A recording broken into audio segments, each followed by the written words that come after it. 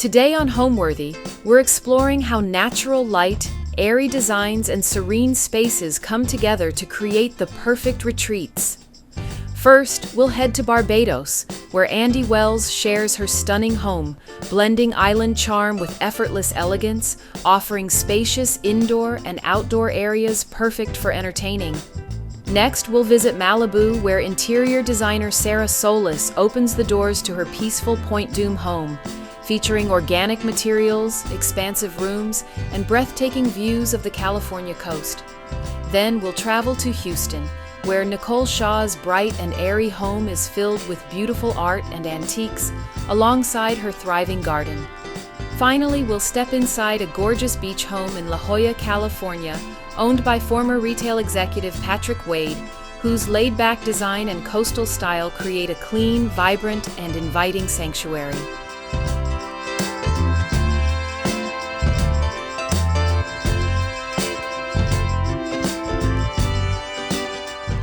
You're watching Homeworthy, where we believe every home has a story.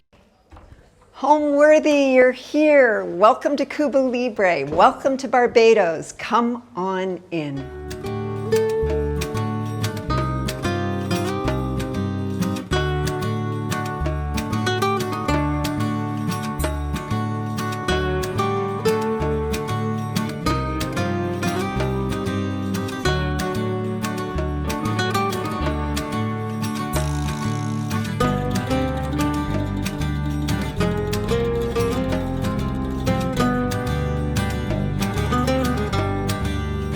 You're watching Homeworthy, where we believe every home has a story. Hi, I'm Andy Wells, and you are here in wonderful Barbados, the home of great people, beautiful sunshine, and wonderful food. I am the co-founder of Casa de Suna with my two daughters. We are a lifestyle brand, and we celebrate the home and creating a beautiful environment that everyone is capable of. And also, I'm co-founder of Casa de Suna as well as Project Uplift, actually very proud of. It's a project that we're doing here in Barbados that really celebrates children with dyslexia, how they learn, and what their great strengths are. I am so excited to have you here, Homeworthy. Let's have a tour of our home.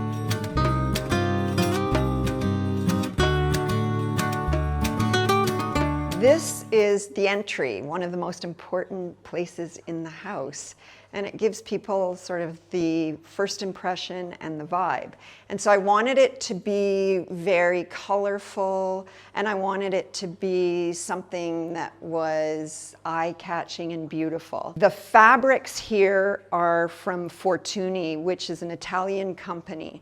It's hand-blocked, beautiful fabrics, and they're comfy and cozy, and they're subtle and soft. So I really love the feel that this gives as you come into the front entrance. It's relaxing, it's pretty. You can sit down and just sort of enjoy this environment. You're waiting for someone, or you just want to hang before you head out the door. And this is really a nice, easy, comfy place to sit and check out things that are around the house. This artist I absolutely adore.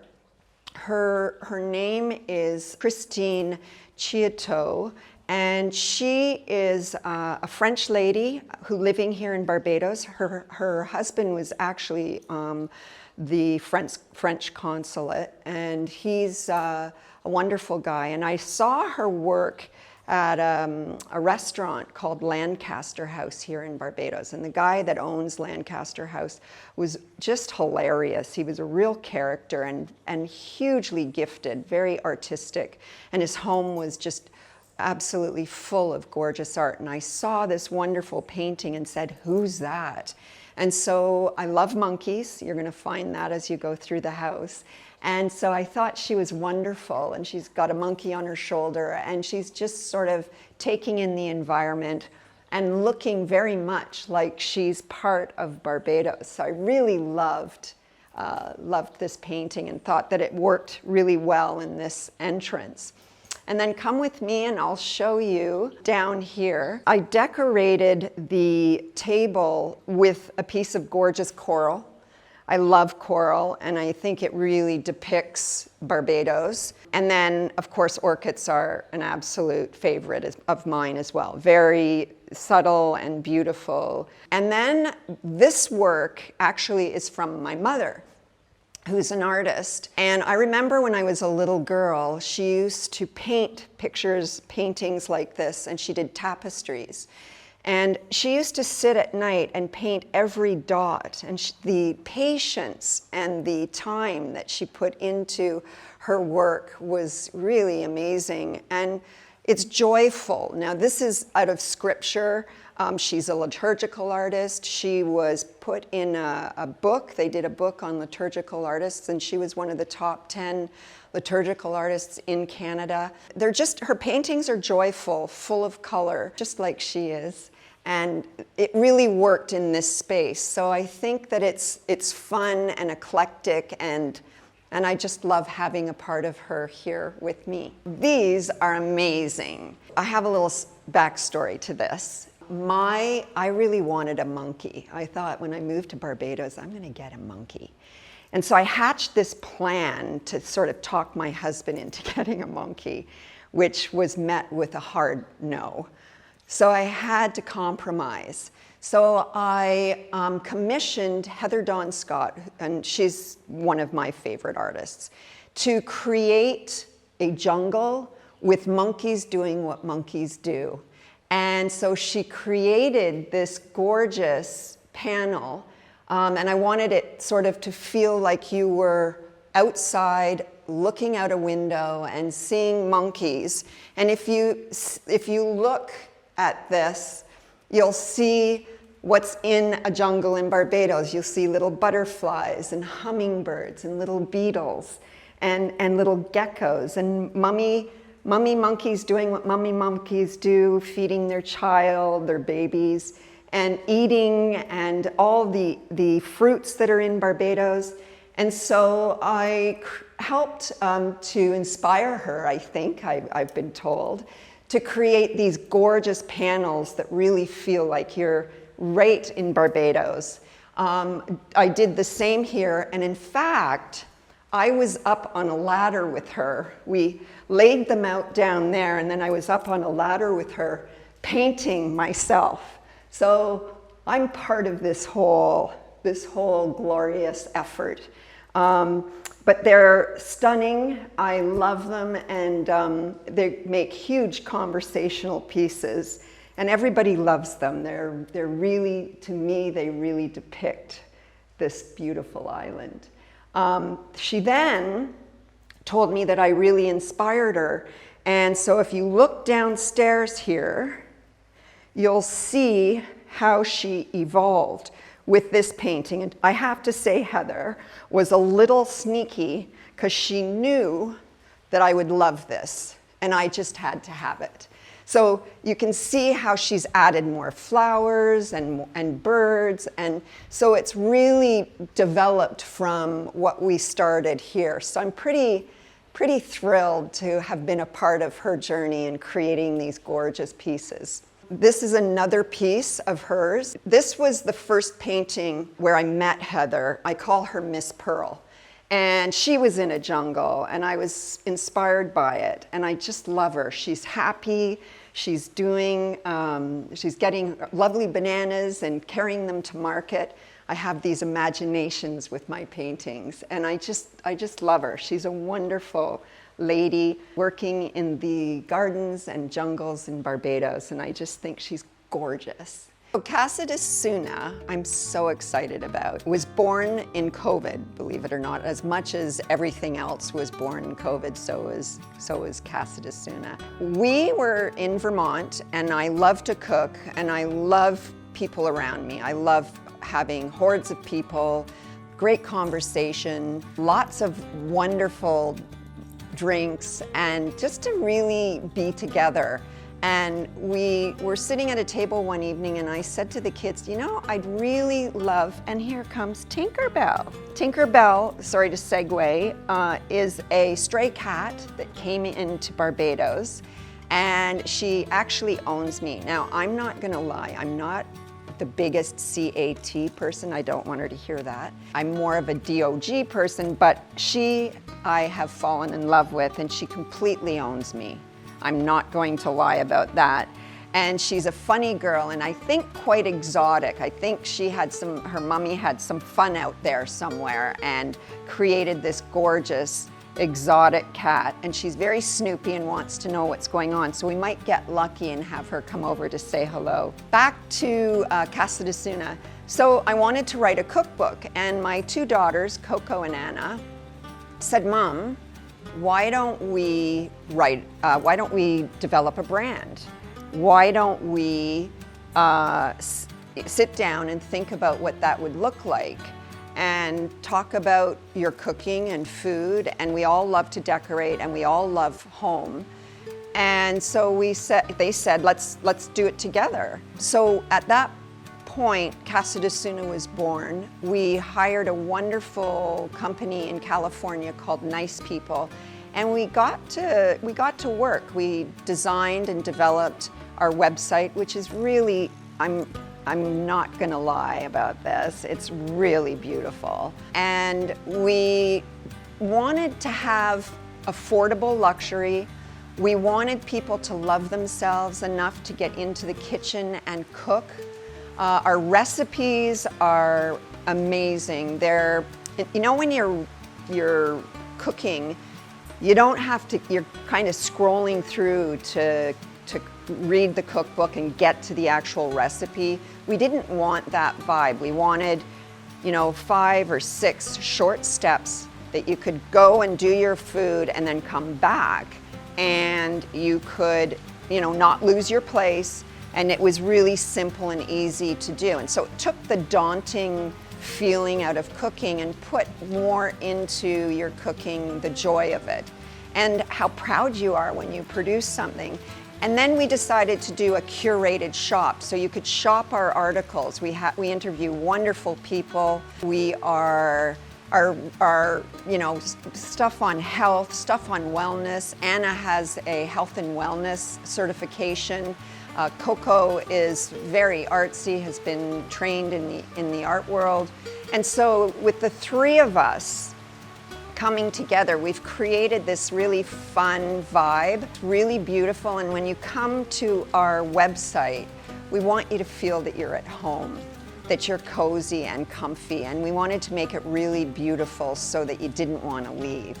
That was a little sneaky of us, but we decided that we wanted it to be a gorgeous place for you to come and enjoy yourself and learn a little bit and grow with us.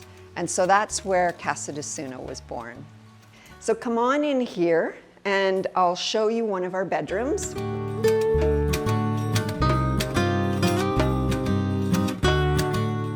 So again, our monkey theme continues. This is another piece of Heather's work. And then we just sort of made this very garden jungle vibe sort of effort here. And we just love them. They're happy and cheerful and bright and make a very quiet space a little bit alive. So come through here. So what I love about these rooms, I made them as peaceful as I could. Fortuny fabric, again, it's glorious. But I said to Heather, let's create a garden here in Barbados in this room. Let's make this the garden room. And so I told her that I wanted lots of flowers that actually grow here in Barbados. Isn't this gorgeous? I mean, it's just divine. It's got all sorts of the colors of Barbados flowers. It's got the hummingbirds and things that go on in a garden. And I just loved it. I thought it was beautiful. And I said, this is perfect. Let's pan around here and feel like we've got these gorgeous views of the gardens. Let's go across here and do another flower garden so that it was a continuum in a garden, and then it went out into the actual garden here in Barbados. So I made it feel like you were sleeping at night in a garden, and you could open your doors and continue living in this garden. And part of what was needed in the garden were these parrots. And she brought those in, and I fell in love with them. And so the parrots live here in the garden as well. So you get a real sense of living in Barbados in this room, I feel. And it's cozy and it's comfy and it's very simple, but we really love it. I love the effect that it's made. So we call this the pink room for obvious reasons. And it's sort of how we identify where people go when they come to visit us. So let's go. We're going to go into the blue room. Come with me.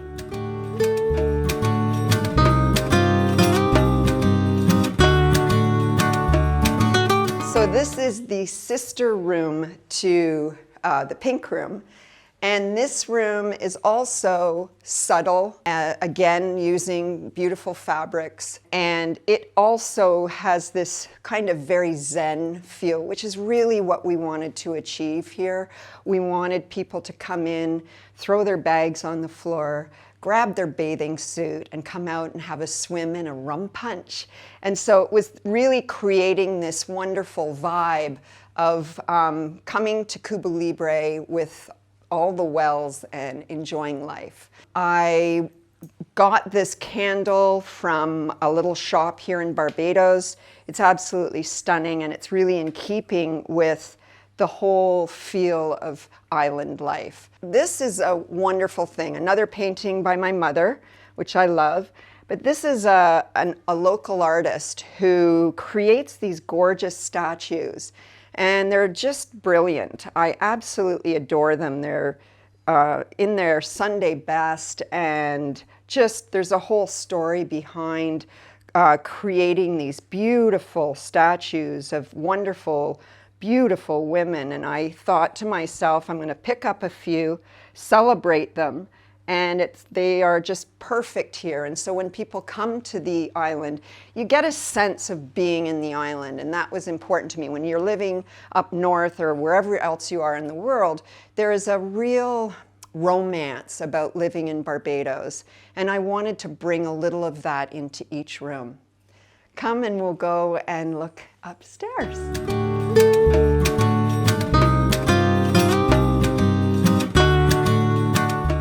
So let's go upstairs. You can take a look out the window and see all of the plants and the things that we have growing. We have over 40 fruit trees here in Barbados that my husband, the green, has grown. I've grown a couple, but he's really the joy and the, I guess I would call it, masterman behind all of this. But if you look out in the garden, you get a real sense of the Caribbean. And that's really what we wanted to produce here with this garden. I'm going to bring you upstairs. So we're up on the second level. I have a great story about this painting. We were married on the beach here in Barbados, my husband and I. And just as we said I do, these turtles hatched and were swimming into the ocean. And so we absolutely had to have them in this painting, which Catherine did. And I just think she did a wonderful job at sort of putting into an album, if you will, or a memory, just a still shot of that moment. And I love this painting. I think it's just wonderful. And actually, the Caribbean Sea is this color. So it's pretty beautiful. So I've completely immersed myself into the way of life here in the Caribbean. The Bajans are wonderful people. They're soulful and fun. Everybody loves a good rum punch. They're really great with people, with tourists. And so I really wanted to immerse myself into the vibe of the Caribbean, even as much as wanting to learn the dialect. So I'm always asking people around here, I started with swear words, which probably wasn't the way to go. But when I learned to speak French, that's what I started with. And I kind of got a good reaction from people when this Canadian gal was speaking French, for example, and I put in the odd bad word.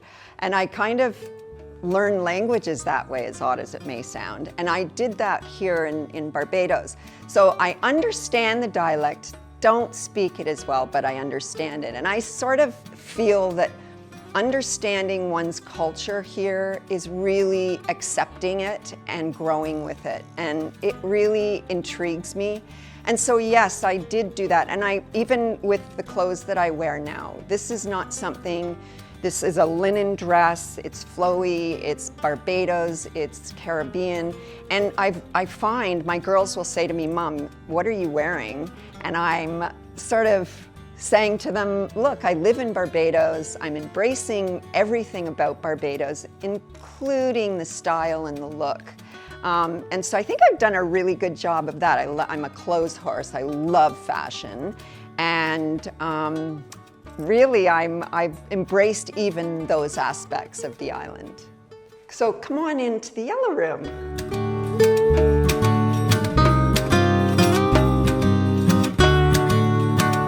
Very zen, very soft colors, very Caribbean vibe. I purchased another painting here by Heather, and this depicts Barbadians in the markets, getting things ready for market, and the colors are beautiful. And I just love celebrating the women here and the men in Barbados. I think it's really important to show the history of Barbados and to show the life here in Barbados. So that was really a focal point for me in decorating this room. And of course, these little guys that are so sweet, I thought that they were really pretty and just made me feel like Barbados. So I put things together. If I was going to do a lot of white, I wanted some of this sandy color that reminded me of the beaches. And so Restoration Hardware has these gorgeous carpets. They're soft and really cozy and comfy on your feet. And I really think I was able to achieve what I had set out to achieve with just having this very simple color that sort of elevated the white background. So I'm really happy with the way that turned out. The furniture is older furniture. We just painted the furniture. I loved what it looked like and how it felt. So that was absolutely perfect for me in terms of what I wanted to achieve in here. And so this is where we can hop on the Peloton. So you're getting a good workout in, everybody knows that. But also you're doing it in a gorgeous environment where you can breathe, you're outside. And I just love the thought of being able to exercise and then to be outside in nature, which is such a thing for me. So I love having a place to sit, meditate, think about my day that's out of the way. And so we've put a couple of chairs here and we can just sort of sit and take in the beauty from a higher level here at Cuba Libre. I'm really loving having this outdoor living that we do. And so I take advantage. Very simple, but clean and very much lends itself to relaxing. So we started with this house when we walked in. It's a funny thing about me. When I have ever bought a house in my life, I walk in and I get this sense of being home. And of course, with this house, it's no exception. And what I loved about our home here at Cuba Libre, first of all, what a great name, right? Cuba Libre, which means rum and coke. And that's totally fitting for this house with all the nonsense that goes on around here. And we walked in and I just felt like I was home. I loved the open space. I loved the fact that we were living inside, outside. So you have these gorgeous trade winds that come in off the ocean and very Caribbean vibes. And so I just walked in and went, this is it, this is home. In fact, this house was built by John Morfitt, and it was his show house as he developed Royal Westmoreland, which is a really great fun fact for you guys. So I decided I wanted a very fresh Caribbean vibe. So everything's white linen, and I wanted to keep it really simple with some fun knickknacks around, and then maybe touches of color here and there that just sort of felt Caribbean. I try to incorporate a lot of the Caribbean into my home. Flowers that are growing in our garden, you know, things that I buy, I find around here. You'll find as I take you around and show you the house, our artwork is really a celebration of Barbados. I'm very, very big into supporting local artists, and you'll see with me how gorgeous things are around the house. So I worked with a designer called Guillaume Menard, and he's from Paris. He's really thoughtful in his work, and he lived in the Caribbean. So he was really great at helping me to get that sort of Caribbean vibe. Again, I wanted very simple, soft colors that sort of accentuated outside of the house more than inside of the house. And I really think that we've accomplished that. So let's go and I'll take you into my room.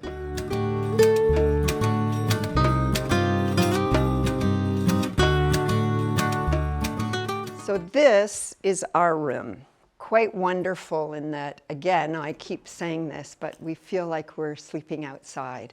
And this one, I wanted it to be very zen, very peaceful. And if you sort of look, and when I saw this room, I just fell in love. I mean, sleeping in here with the sounds of nature, the birds, the love frogs, the crickets, just seeing this beautiful environment really captured my heart.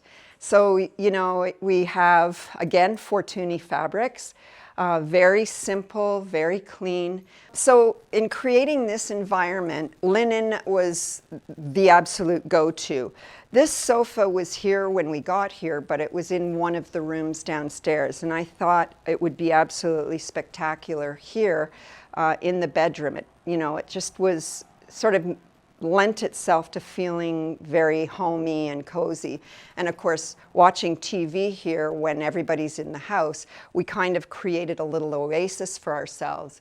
The curtains as well are all linen, and they have blackout blinds behind them, so when you close your bedroom up at night and you're ready to sleep, it's nice and dark and quiet in here. But the sense of the Caribbean, which you'll see throughout this house, has a lot to do with linens and light fabrics that just sort of speak more to the outside than the inside, but create that very Caribbean feel. And so, same with this piece of furniture that we just loved. This was here, it's from England. I think it's absolutely gorgeous. So we had it refinished. It holds a lot of great stuff. And so I absolutely love that. The same with the tables. It's very British sort of influence to the Caribbean. And as we all know, there is a very big connection between the British and the Caribbean. So it made perfect sense to me that the decor, the furniture would be in keeping with that. The bed is fabulous. We loved it, so we left it the way it was. We had everything refinished. And then, of course, these were here, gorgeous prints, and they lended themselves to a nice, cozy but fresh feel in the room. And so we had those reframed, and we kept them. We thought they were beautiful. I love these lamps. These lamps I bought here in Barbados, and they're semi-precious stones, and aren't they wonderful? They're so beautiful, and they're just simple little pieces of art that you put by your bedside table and remind yourself of how lucky you are to have them. So I absolutely adore those. The table, things that I buy when I see in Barbados, the same thing with the way I decorated the shelving here. A lot of stuff from here, from the island. I love that. You know, I'm really excited that I've given it that Barbados feel, and that it's subtle. It's pretty, lots of coral and things that you find in the Caribbean, like the turtles, the shells.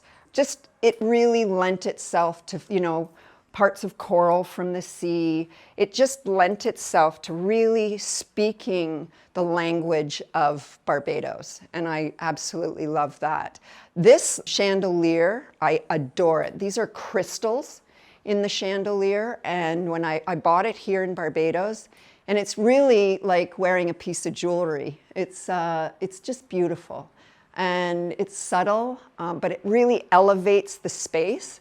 And so when I saw it, I thought, this has got to be in our bedroom. And it really is a beautiful piece. Come with me and I'll show you what we get to look at every day. So this is off of our terrace. We get to see what's going on. And then we can sit out here. We often have drinks at night and we sit and relax and enjoy the view. I'm absolutely crazy about the foliage and the trees here in Barbados. And as I said, we have such an array of trees that grow that we've planted. And it's so wonderful to be eating the fruit that you grow. It's very uplifting and it's quite an achievement. And things grow here like you wouldn't believe. They just take to the sea and the sun and the warmth of Barbados and everything. It's almost like you blink and something's grown. So it's created this gorgeous environment, and it's a wonderful place to sit and relax and feel at one with Barbados. So let's go into the bathroom, and before we do that, I'm going to show you our little sanctuary. So this is a little terrace that's off our bedroom, and minus the rain right now, it's absolutely glorious to be out here. We set up our chairs, we have drinks here at night, but I mean, just getting that whole sense of Caribbean life is really something that we both very much love. And then we're going to come into our bathroom. Come on in. We, again, very subdued colors. We love hanging out in here, believe it or not. I certainly do. It's a great place to have hot baths and relax after a long day of work. We both love to relax and enjoy, again, the Caribbean life. Everything has its place. Everywhere I look, I really like to feel that I'm home. And this certainly lends itself to making me feel that I'm home. I've got my shower and my bathtub. I love hot baths. So it's really great on rainy days to jump into the tub and enjoy this environment. We do entertain all the time. We have friends that come from the States and from Canada, particularly in January and February. We get lots of requests to come and visit. And so this is what I love about this home. It's so lends itself to entertaining. We literally live inside and outside of this house, and I'm going to take you around and show you how it looks to be eating outside, and we have an outdoor sort of terrace area. We've created a jungle, which we love, so that you feel like you're in a Caribbean jungle when you eat outside, and it makes a really beautiful environment. We also, for rainy days, we can eat inside, just off of our kitchen, and it's a little more formal, I would say, but it is big and vast and also outdoors. And so we can fit a lot of people around the table, and we seem to always be the hub wherever we go of entertaining. People love to hang out here because it is casual. There's lots of great food. I'm a big martini lover. My son named it the Party Marty. So lots of Party Marties are served here at Casa de Suna, and lots of fun is had. And what I love about entertaining is, as the evening goes on, we get into all sorts of wonderful conversations about what people are doing and who they are, what they worry about, what they find joy in, and we really get to know each other on a whole different level. And we seem to attract that here. Actually, anywhere we go, we're all sort of bubbly people, and we totally love to entertain and create a beautiful environment to do it in. Before we head into the dining areas of the house, let's head into my living room. I think you're really going to like it.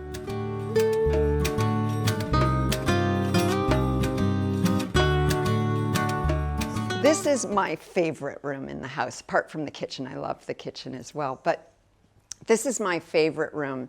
And this really does scream the Caribbean with its white fabrics and little bits of color.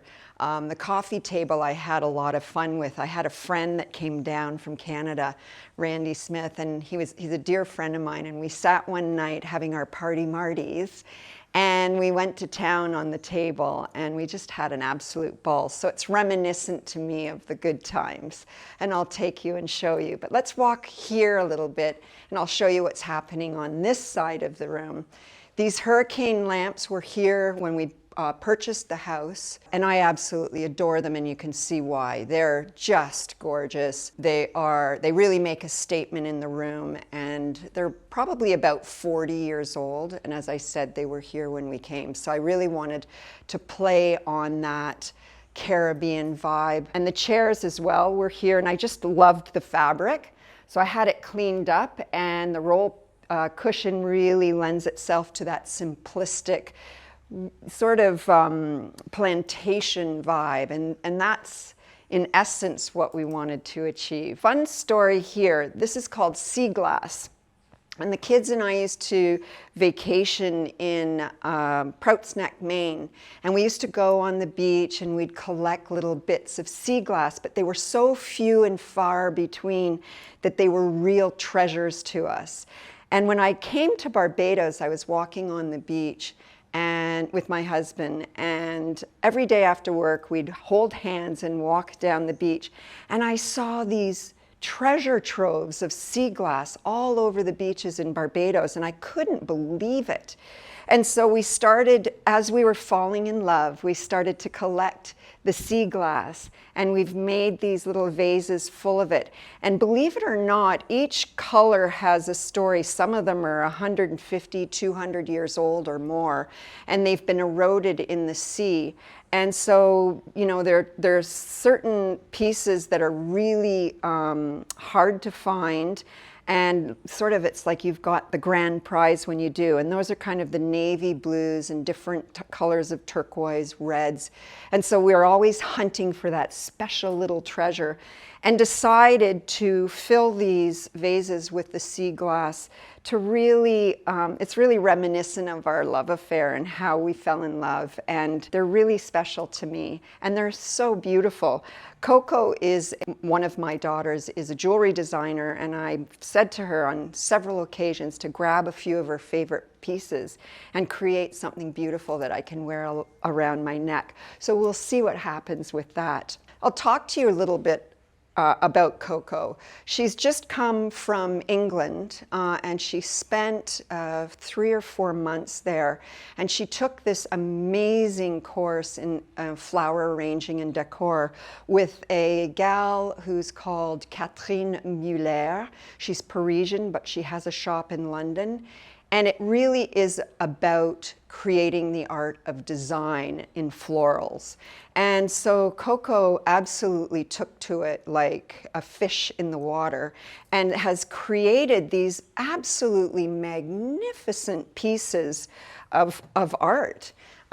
We went down to the floral wholesaler here in Barbados, and she began to gather little pieces that she thought would lend itself to an absolutely gorgeous flower arrangement, and she certainly killed it. I just think her work is beautiful. So in Casa de Suna, what we want to do is we want to have sort of a floral side to the brand, and we thought it would be really cool for Coco to create beautiful floral arrangements for our viewers. And then I'm going to try and find somebody that is a wholesaler, so if you're listening, get in touch with me, to be able to create Coco's beautiful pieces. They can shop them and create them at home themselves. So we're going to make it really user-friendly, and who doesn't want to create these gorgeous pieces that she's doing? I mean, supermarkets and things like that certainly have gorgeous flowers, and with a little imagination and a little training by Coco, these masterpieces can be yours. I want to focus right now on this painting. I absolutely adore this painting. It's everything. I love children, and this makes me so joyful. It is what kids are all about: running together, having fun, chasing tires, racing tires. And I love just the whole feeling of this painting from Barbados. You can tell by the sugarcane fields.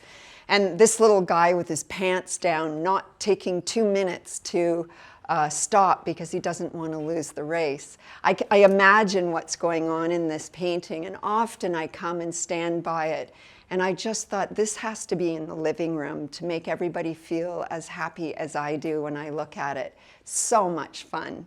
So, and these little guys were here, and I thought these were really beautiful, so I kept them in the house and part of my living room. I thought they're antique, old glass, and I just think they're really sort of very Art Deco and really beautiful. I think it's eclectic in here. I mix and match different things. I love doing all this kind of stuff. So it's very eclectic and fun, but it all sort of works together, and there's a bit of a story in everything that I put out in my living room to remind me of how much I'm loved and how much I love others. So come and I'll show you in my living room. These sofas are very deep, they're huge, and you just fall back. And it's just so cozy. Can you not just feel how comfy these are? They're absolutely a place to come, put your feet up, relax, and enjoy the Caribbean. I love books, and I love featuring books. These guys, people that know me know that my secret passion, one of them, is I love jewelry, and I absolutely adore Cartier. There's a wonderful Cartier shop here in Barbados, just down in Holetown. Gorgeous shop. They've just had it redesigned, and it is absolutely stunning. And they gifted me with these little ashtrays, and I just think they're wonderful to be using on a coffee table. I just absolutely love them. So I sort of put them together here to create a vibe. I like things to be clean, not too hectic, but just little bits and pieces from the island. These are from Africa. They are a gift from my husband's cousin. My husband was born in Zimbabwe. He is, his family is still in, a few of the members of his family are still in Zimbabwe, and they gave them to us for our wedding gift, and I just love them. They're so pretty and thoughtful, very thoughtful. This octopus was a gift, and I love her. I love her. I think she's wonderful. She's from the ocean, and she has a perfect place at the table to create that really sea vibe here. This is a wonderful piece as well. It's a sea urchin. It has this wonderful scent. So really what I want to do in this house is touch those senses, your taste, your vision of beautiful things, and also your sense of smell that creates this gorgeous environment, so that when you come into our home, it hits you, this environment of Zen, this environment of beauty and culture. And so I really love to integrate that into my table and have these pieces, gifts from people I love, shells from the beach, things that really mean something to me. And so that when I'm walking around my home, I'm reminded of lovely memories and I'm reminded of wonderful people. So moving on, I kind of set up things around lots of coral everywhere. These pieces are gorgeous. And then these guys are just really pretty things that I found here in Barbados, but they make that potpourri kind of vibe. And I thought they were really pretty here. This candle is wonderful. It's from a shop here in Barbados. Really great shopping here. Home things. This is from Archer's Hall, and it is really lovely. I put lots of shells and candles, and at night, the room really is such a pretty place to be in. More coral, love my coral. And then moving on, I bought these big pots. I brought them up from North America, and I really love them. I think they're simple and clean, and they really feel to me like they fit very, very well into our home. Monkeys, love my monkeys. A mummy and a baby. They are carrying shells and watching over all the stuff that goes on in the house. I think they're funny and really fun, and they're really pretty. Diffusers are great. This house just smells like paradise. I love that. This is from France, and it's lots of fun, so don't have to keep refilling it. It's there, and it's there for a while, and it really does accentuate the beauty of the home. This is a crystal bowl that I absolutely adore. It is magnificent. I bought it here in Barbados. It's absolutely perfect here. And it is really bejeweled to me. I light it up at night with candles, and it sort of gives you this beautiful glow and hue of crystal, just sort of flickering in the evening light, and I absolutely love it. It makes a great vase, but I use it for candles, and it's just magnificent. I absolutely adore it. And over here, very simply, some orchids and some beautiful candles and shells, more coral, which I love. I mean, it just looks so pretty in your home, and it really does help me to accomplish the vibe that I wanted to go for in Cuba Libre. Flowers are something I love, so I've always got beautiful flowers. If you look on my table, these are tropical flowers that grow in Barbados. We grow them in our garden, so I've got them on hand, and I just think that it elevates the space, and it really gives you that gorgeous island vibe, so I love that. I added these cushions, which are really pretty.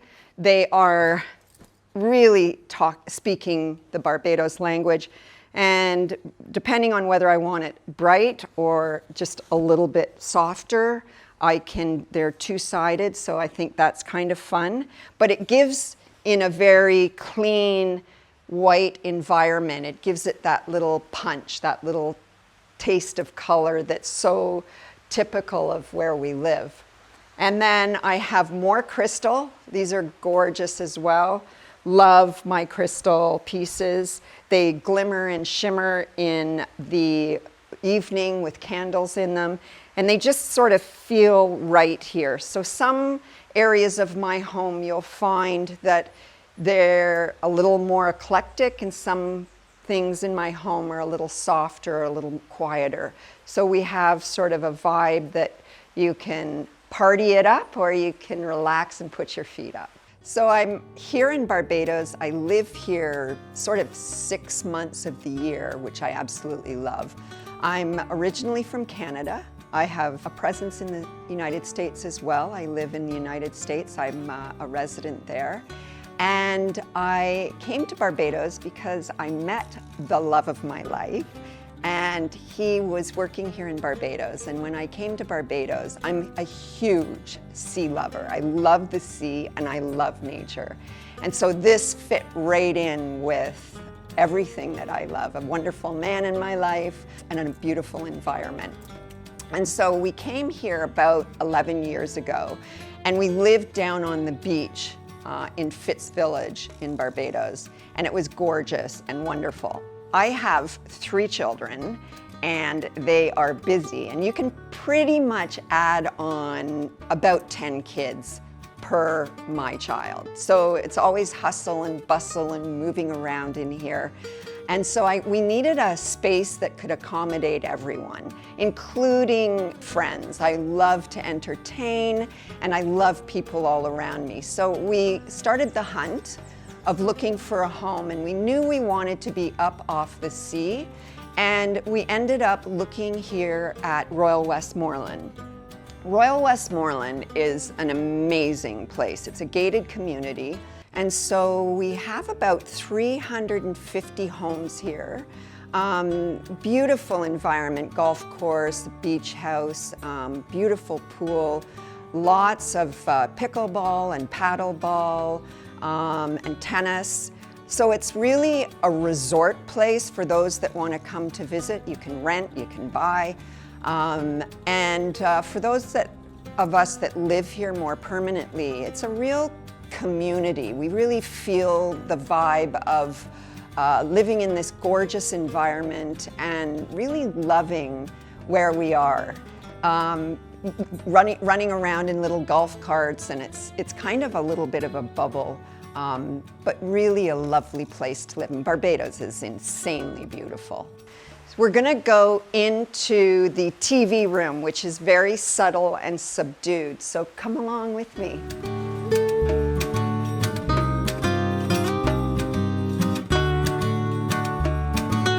This room is everything relaxed, big chairs. I had a home in Vero Beach. It was called Windsor, and when I sold the home, I packed away a lot of the furniture and knew that at some point I would use it again. And so when we were up north, I said, you know what, I'm gonna switch up the TV room a bit, make it really cozy. And I used the fabrics. They're linens again, a little fun, a little stripe. Pillows and footrests are really comfortable. I have Coco's gorgeous flower arrangements in the corner. I'm so lucky to have her creating these beautiful things. I love to do it too, but she's next level. So I really enjoy that. This is more art, turtles, Bajan environment, the Caribbean. This is also from Christine, and I just think they're wonderful, and they give a little bit of a punch in the room, which I really like, and there are sort of yellow tones in it, so I felt that it was a nice way to bring a little bit of color into the room.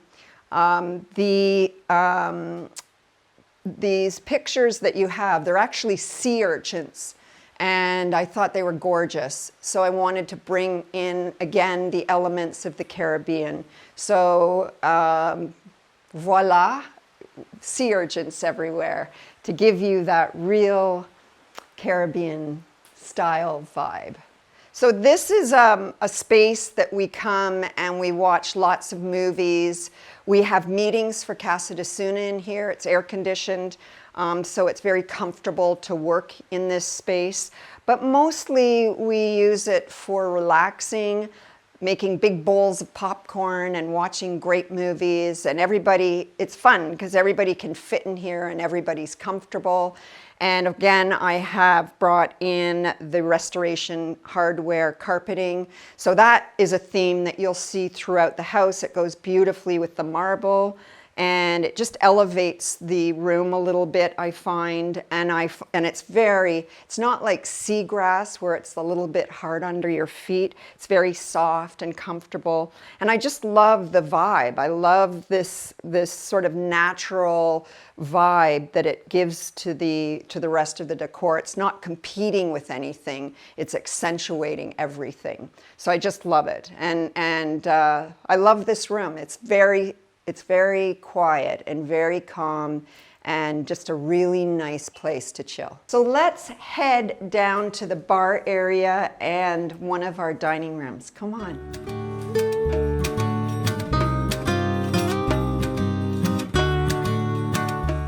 So this is where all the fun happens. People that come into our home know everyone knows where the bar is and everyone's welcome to it. Drinks are made, laughter is had, and wine tasting and scotch tasting all happens here. And I wanted to set up something that was simple. I'm going to tell you that usually there's a lot more alcohol here, but I wanted to make it really pretty for you. So put out a few things that we love here. The rum in Barbados is next level. And this is a St. Nicholas Abbey is a rum distillery, if you will, and also it's a big part of Bajan history. And they make their own rum, and if you can see, they've etched what the distillery was like from way back. It's got to be 100 years old. And really a big part of Bajan history. It's beautiful rum. The rum here in Barbados is, as I said, next level. It's absolutely gorgeous. A lot of people here in Barbados sip it as if it's, a scotch, a fine scotch. So we always have that on hand. I found these great glasses. So in Vermont, I hope you'll come to visit us in our Vermont home at some point. But we do bees, we make honey. And so I thought these were really great. I love them on the bar, and they're part of who we are. So I thought that was really great. Come on through and I will show you our dining room.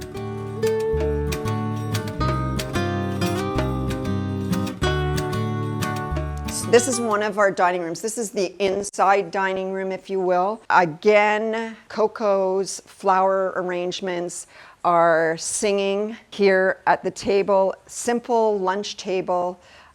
We eat here every day at lunch. And if it's a beautiful evening, we'll dine out in the other garden, which I'll show you in a minute. I want to show you this painting. It's everything, isn't it? Doesn't it just say that she is absolutely miffed, and this one is consoling her? And I loved it. It's such great dinner or lunch conversation piece, and I just love these two. They're dressed up beautifully, and they are in deep conversation with something that's going on. If you want to come along here, this was grown from seed, and this is called the Pride of Barbados. So this is a national tree here in Barbados, and we absolutely love it and thought that it was very appropriate to host it here in the dining room. We're really honored and proud to be living in Barbados. We love to give back, and we also really liked for our guests to see the things that we love about Barbados and the culture of Barbados, and having this tree here was really symbolized how much we love it here in Barbados. And if you look out in the garden, you'll see lots of evidence of what gardens in Barbados look like. And what a place to eat lunch every day. You've got a little bit of water life out here, and all the tropical trees that grow here on the island. We really wanted to celebrate that, so we really made it a part of our home. If you'll come with me here, we also have quite a few little animals. We have some tortoises that we've just purchased, and my husband's busy all the time. I don't know if we'll get a shot of them, but he's busy all the time feeding them different things. And at this point, it's kind of looking like a bit of a compost down there. But he's figuring out what they love, and so far, lettuce is winning out. These are orchids from an orchid dealer, really, or grower in Barbados. And he's won multiple awards around the world for his orchids, and they're absolutely beautiful. These are the roots, and they're very much alive. And orchids are funny beings. They don't want a lot of water, and they don't want a lot of sun. But so we kind of have to navigate where we're going to put them, but we absolutely love them as part of the garden. When they flower, they're just magnificent. They're gorgeous creatures. The tree behind is a red banana tree, and if you look up, you're going to have a wonderful surprise that we have some red bananas that are growing now. And so we pick these. It's one of our fruit trees, and they're quite beautiful. And they're delicious. They're much sweeter than a regular banana, so we love them. But what's interesting about banana trees is once they have given us their bananas, the whole stalk will die, and other ones are shooting up at the same time. So once they've bared their fruit, then they've done their work. And so they're constantly growing through this one tree. And if, you know, you don't want to really look down there with all the cabbage and stuff, but we cut the base of it once it's dead, and then another one shoots up. So it's really interesting. It's really lovely. So come on through. I'm going to take you to one of my favorite rooms in the house, and because I love to cook. So come on through.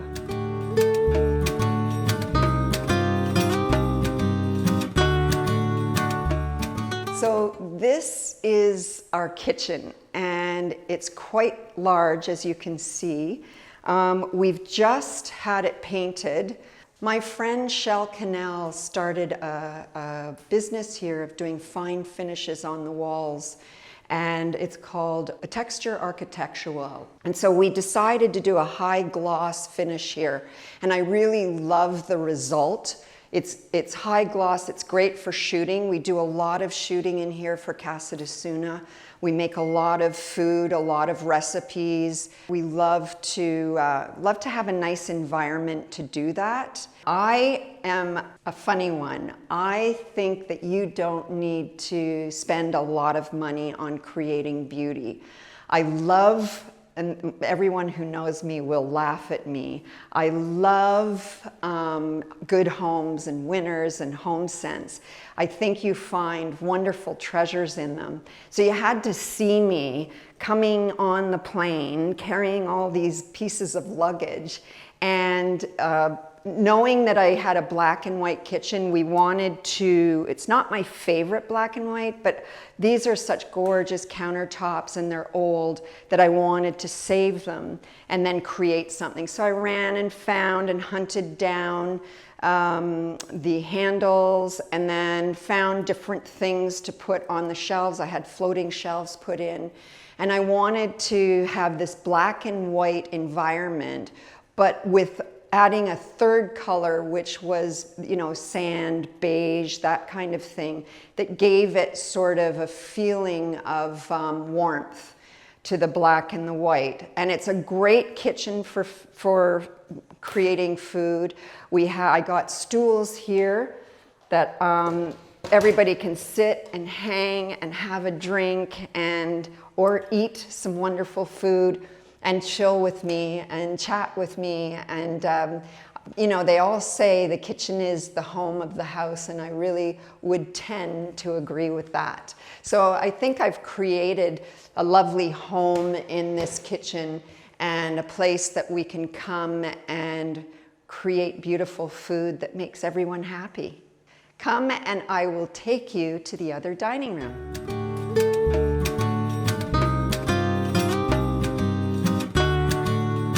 come out into our enchanted garden. We love this space in this area. We grew all of these things by seed. We went to a restaurant here in Barbados and they had this garden and you weaved around tables and it really felt like you were in a jungle, and we were so inspired that we thought we're going to make our own jungle. So if you look over at all the trees, we've potted them and planted them, and we really are creating that vibe, and it's absolutely glorious at night.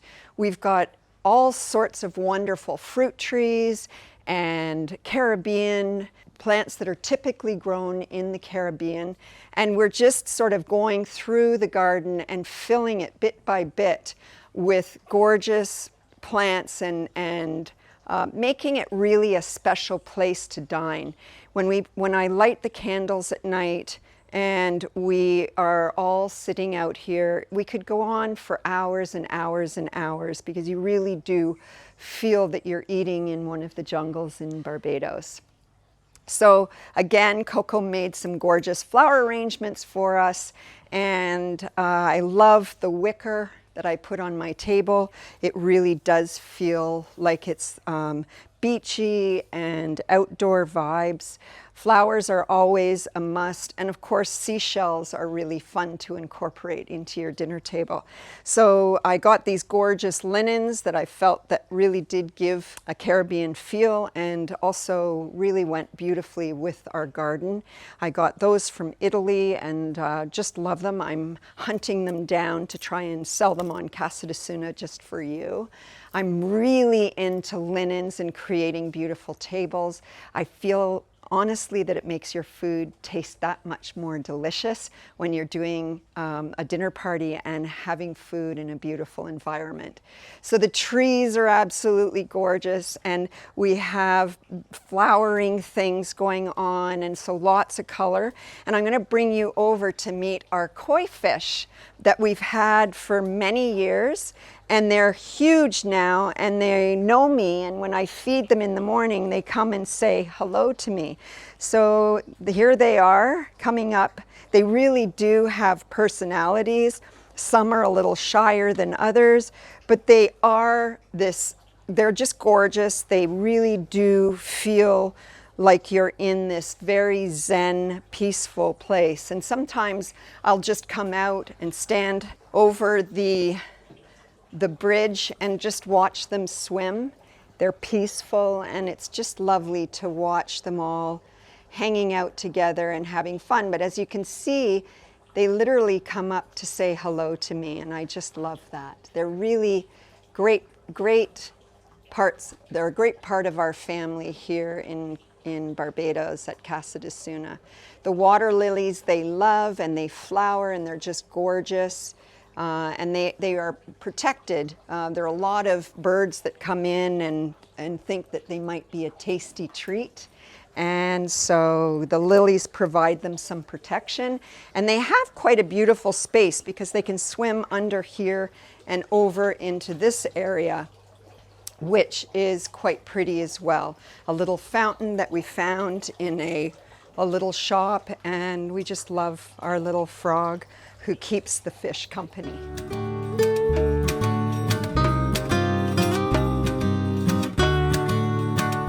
We're going to take you outside and show you around the garden. And I wanted to introduce you to Coco. She's one of my partners, and she is the author and creator of the beautiful flower arrangements around here. So I thought it would be really fun if she joined me on the tour of the garden. Hi, everybody. So this area is really where we live. Simple, easy, put your feet up, have lots of little bites or cocktails out here.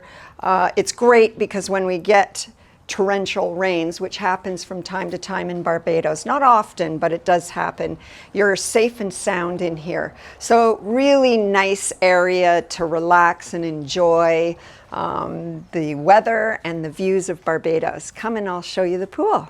down here is where all the fun happens. Coco, you have friends all the time here, and So basically, this is the hot spot of the house. Everybody comes, grabs a cocktail, lounges by the pool, and it's just great family time and great memories, and there's always music. So we just love it, especially on a hot day in Barbados. and you get to cool off and dip in the pool, and it's a nice big pool, so lots of people are gathering here. We've got, as Coco said, we've got great music going on. Sunday afternoons are a thing at Cuba Libre here, wouldn't you say? Oh, for sure. And there's a nice little breeze, so Yeah, it kind of helps when you're in this type of heat. Yeah. So should we keep going? Yeah. So the garden speaks for itself. I'm going to walk you around a little bit and show you some of the vegetation here.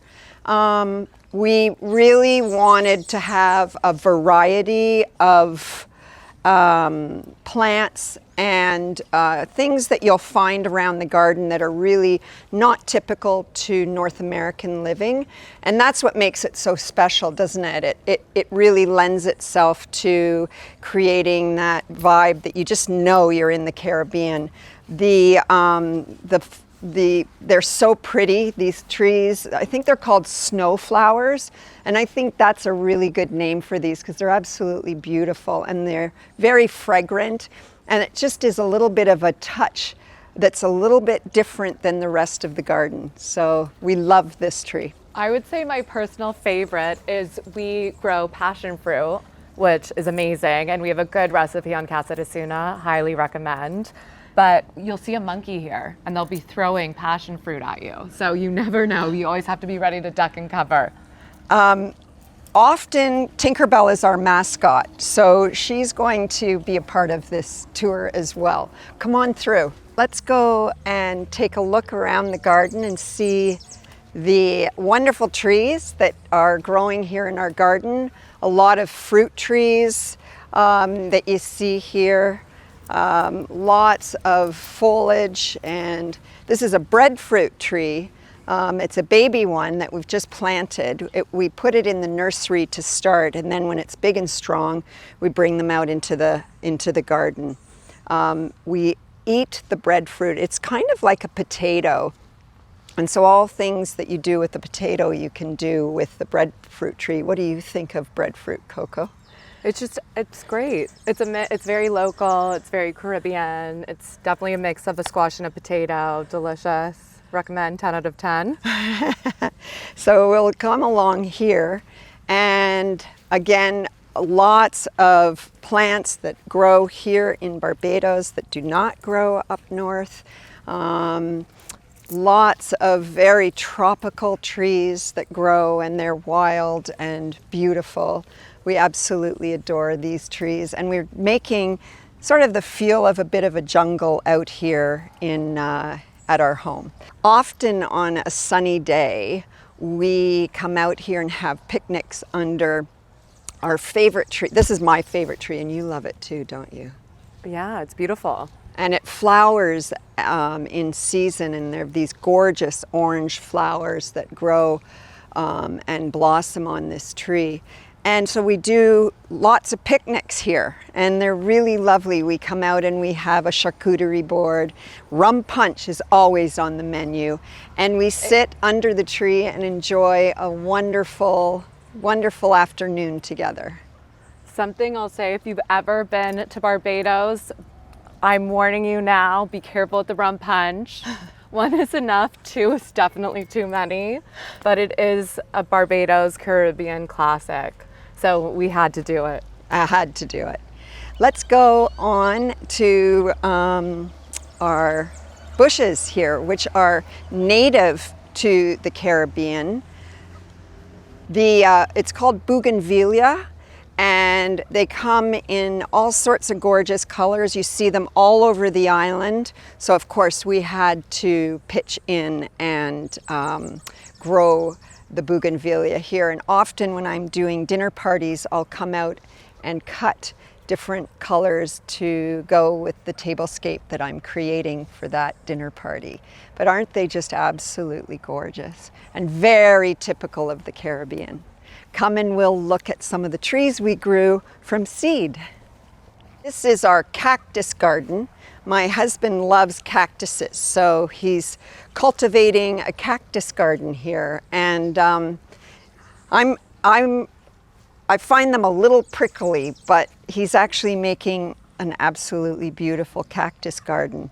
So it's fun because they also blossom and they grow quite high. We keep them sort of cut to a certain level, but it is actually quite beautiful. Come and we'll show you down here.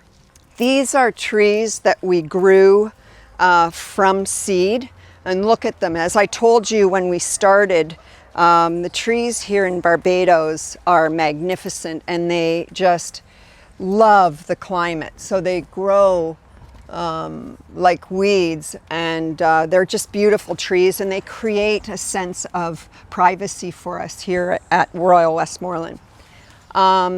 This is a breadfruit tree. We eat a ton of breadfruit from this tree. We absolutely love it.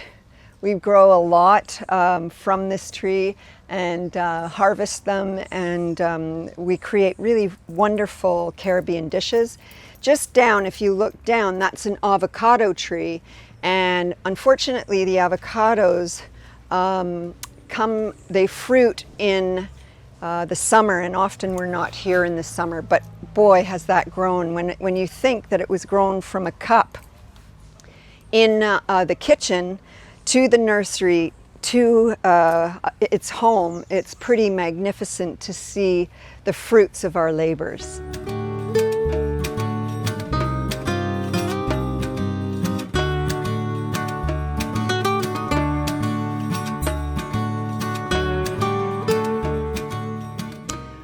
Home for me means love.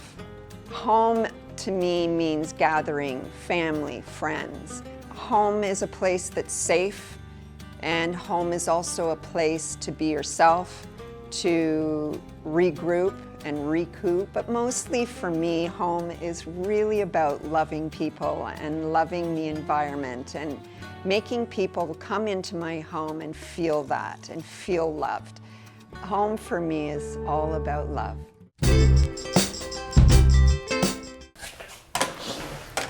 Hey Homeworthy, my name's Sarah Solis. Welcome to my home in Malibu, California. Come on in.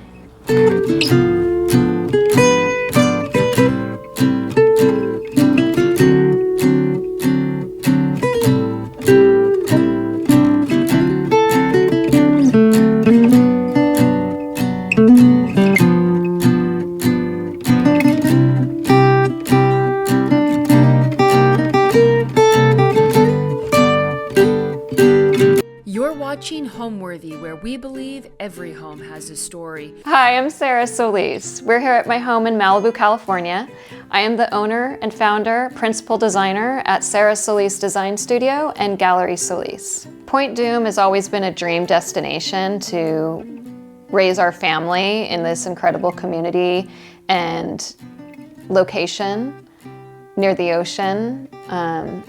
We actually didn't plan on moving here at the time that we did, but it was COVID, and there was an opportunity where we saw this house that needed some love and attention, and we decided to take a chance on it.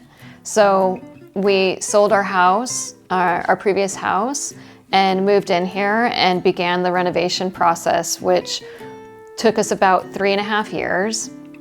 And we've been living here in the renovated and updated space for about the last year. And it's been an amazing experience. So here we are in the foyer, or the entry of our home. One of the things I love about this room is this Baldwin rim lock door hardware.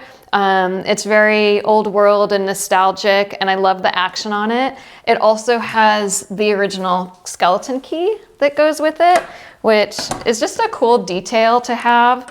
The kids love it too. I love to accessorize with all of the great finds at Olive Atelier. This piece is one of their found like platters, and you can use it for keys. I use it bedside sometime, but I think it's just a really great catch-all, which provides like an earthiness and that just like a cool natural vibe to the space. This is an antique Swedish console that I collected in one of my Europe trips, and a loved art piece by my good friend Tamsin Reed. I love found vessels, again, Olive Atelier. Cool glass piece to have some nice shine and shimmer to it, and a vintage rope French table lamp. Another really cool feature in our entry is the reclaimed Belgian bluestone brick tile. I set them with a larger grout line, so it provided a bit more texture and contrast, which I think provides like a bit more attention to the pattern and the uneven undulations of the reclaimed brick itself. I thought that was just like a cool way to bring in texture and really highlight the pattern of this really cool old tile. So we brought back some of that early colonial, traditional millwork details with wall paneling, and a way to make it feel really fresh is that we used paint on all of the millwork, and we used Roman clay plaster on the walls, which is a detail I feel really proud of. We did a custom stairway handrail that runs up the stairwell, and a fun thing that we explored here was I had designed out this like beautiful, like old world inspired, European inspired stairway handrail on this side of the stairs. And when we finished installing the stairs, I went through a couple of iterations of mock-ups or samples for the handrail, and nothing felt quite right. It looked so good in drawings, but when we got it to site, we really ended up loving it being open. It breathes so much space, and it really opens things up into a pretty, I would say, intimate foyer. And we ended up leaving the handrail off of the right side of the stairs, and it's been one of the best decisions we made. Another detail that's really fun about the millwork that we did throughout the house is we went ahead and provided a millwork casing for all of the switch plates. And we went with Forbes and Lomax rotary switches for all of our electrical switches. So this is, you know, a very old world throwback detail that a lot of people don't like to do because they don't want to spend the extra money on providing this millwork around or for your switches, but it's a really beautiful way to showcase nice hardware and nice switches. There are very few traditional homes in the Malibu community, and so when we saw this opportunity come onto the market, we really jumped at the opportunity to create a family home in Malibu that is traditional and warm and inviting. And we had so much fun reimagining the space to be thoughtful and detailed with this old world nod that is very modern and fresh. So we brought in plaster and natural wood finishes and organic materials that really connect it to the earth and, like, I'd say like a more Malibu way of living, connected to nature and an environment, but in a very traditional and timeless way. So it's been really fun to reimagine this space into a really fresh perspective on traditional. So now the first room we're going to check out is the kitchen. Follow me.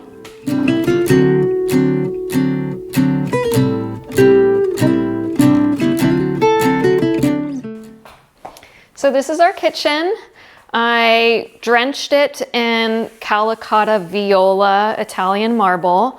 Really nice thick slabs, and all European, actually imported from France, professional hardware. And I really love the chunky hardware and the chunky counters. I think it's a really fresh and chic way to play with the materials. We did inset cabinetry, and then both in the kitchen and in our butler's pantry, we did integrated sinks out of the same Calicotta Viola. And then to contrast the painted cabinets, we did a floating white oak butcher countertop island, and then a white oak integrated buffet, which houses all of our dishes and stemware and serving pieces. It's a great utilitarian and beautiful way to store all of the functional needs for entertaining, but also daily use dishware. We did plaster backsplash that goes all the way down to the counter. I think some people are a little bit scared to do that sometimes, but in all of the places that I've visited throughout Europe, it's a common practice. And so we gave it a try here, and it's been really successful. We also did integrated outlets that have a plaster finish on them, which is a really nice, seamless, more contemporary way of having receptacles. Another fun detail is we actually recess the marble range backsplash into the drywall, and so it's flush. The marble is flush with the drywall with a plaster finish. It's pretty cool. This is a Le Cornufay French range, one of my absolute favorite professional French ranges. It has been a beauty and a wonderful cooking tool. As you can see, we did an integrated kick. So it's not a traditional American toe kick on the cabinetry. The only place we did a detailed toe kick is under the apron front sink. The apron front sink is a integrated Calicotta Viola that we did custom. Pretty much every detail in this house has been customized to some extent, or to full extent. We did 3 beautiful pendants. This is the creamware by Deval Kitchens. And we'd actually intended a different light in this space, and I ordered it and waited for months upon months for it to arrive. And this was a temporary fix that we fell in love with. And I thought that I would have wanted a little bit more contrast here. And I had ordered a patinaed brass light fixture that was similar to this. But then once this was installed and we lived with it, I completely fell in love with the beautiful creamy glow and how it sets off of the Roman shades and the other creamy textures that are in the space. Another cool detail here is we did a fluted glass. It reminds me of corduroy, but it's also something that I've seen throughout bistros in Paris that they use for their buffets and whatnot. And so it was a fun nod to European travels and experiences there. I have a pretty cool collection of one of my favorite ceramicists, LA Clay. And he's actually in Altadena, and here in Los Angeles, and we have a full collection of all the different shapes and styles of plates and bowls that he does. We're really into collecting bowls, and what's great about these is that they all have like their own shape. Every single piece is handmade, and it really enhances the storytelling of our home to have artisan made pieces that we use and function with every day. I love picking up a bowl and having its own organic shape and handheld feel to it.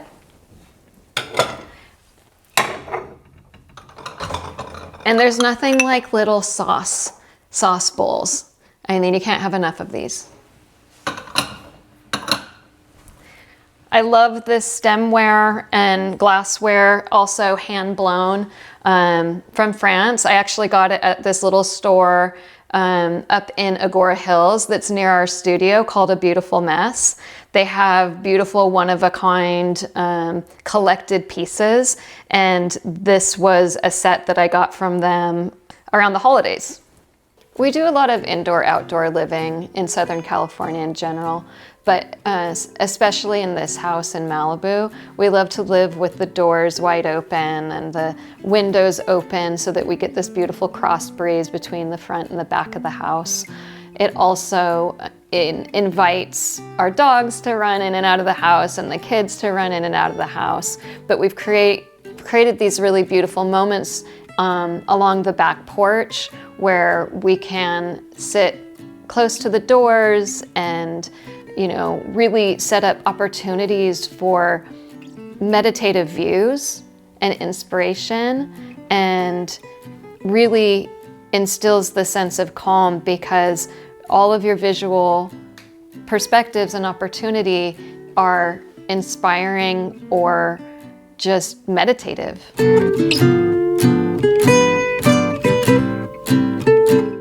The kitchen naturally flows into the dining room, which is a intimate, cozy, warm, inviting space. We did something different with the space planning here, and this is actually a Gallery Solis dining table that I designed myself and is part of our heritage collection. We love a round dining table because it really puts everybody on the same plane and space. I'm very connected to Asian philosophy and the idea that there's no end and there's no beginning to a circle. So I think that's like a great way to start a conversation, especially at a dinner party. This set of chairs is Pierre Jeanneret, and it is probably one of my most favored collectibles in our home. This is just a beautiful, beautiful, artful piece of history that took a while to collect, but I found it at an auction house in Paris and won the bid. This piece over here is by Charles de Doit, another faved furniture designer. He designed this in the 30s. And it's a white oak and with a beautiful, beautiful antique patina that it just tells stories. I absolutely love this. This was a painting that my husband and I collected a few years ago. It's a Swedish oil painting, and I love the way the colors work together and how it's this beautiful, understated contemporary landscape, but it's definitely a Swedish mid-century piece. This is a Swedish barrel chair. I collected this a few years back, and the patina on it was not consistent with what I thought it should look like. And so I ended up bleaching it and then sunbathing it so that it has a really nice stripped back patina as to what it would have looked like originally. The art piece here on the wall is one of my own, and it's something that I had in our collection, and it felt like the perfect place for it to live, because it is a very calming and neutral artwork that lets this room really breathe. Another favorite piece is this vintage Italian Murano glass chandelier. This is a piece that I collected many years ago and have had in storage until we bought this home. And I knew this was the perfect place for it to live. I am a collector of Murano chandeliers, and this one is probably one of my most favorite. I love the way these French doors create a picture of the outdoors. We decided to do sliders instead of swinging doors because it really encourages opening up these doors and not taking up space within the footprint of the room. But a favorite view is the picture that these doors create. All right, let's go into the family room.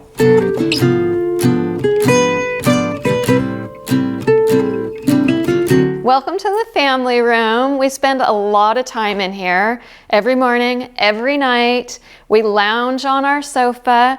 This is one of our Gallery Solis heritage pieces, and it is called the Commune sofa.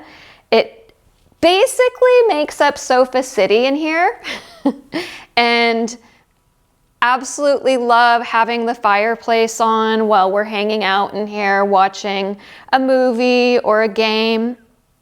This piece of artwork was done by a very, very good friend of ours, Sage Vaughn, and there are some really cool details in it that speak to our family, such as bicycle wheels. My husband's a cyclist. Baseball. My son is a baseball player. There's messages or nods in this beautiful collage piece that speak personally to our family. Another coveted furniture piece is this Prague chair. This will stay with me for the rest of my life. It's reupholstered in a beautiful creamy shearling.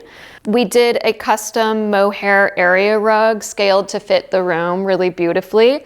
And then this is a coffee table that I designed and built for my furniture line Gallery Solis as well. We have a really beautiful large Ficus altissima plant in a collected vintage basket, again from Olive Atelier. The lights are by RW Guild, one of my favorite designers producing lighting.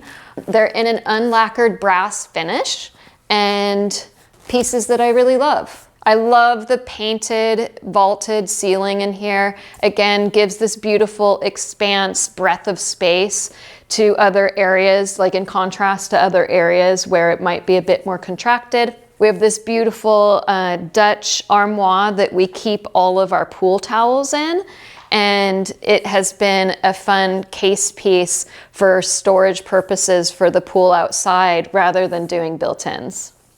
I've always been a fan of a window seat.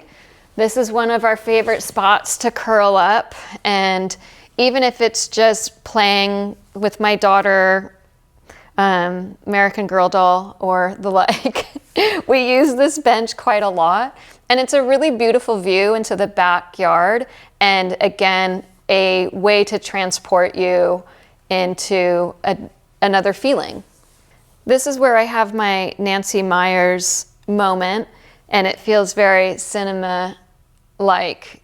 The Roman shades are by Woven Home, one of my favorite drapery fabricators, and we did this really cool netting on the shades so it filters the light really beautifully, and we used antique brass controls, so it has a really nice patinaed story to the hardware. But as you can see, there's like this really nice light filtering netting fabric for the shades by Pierre Frey. Through the dining room, we go over to the formal living room.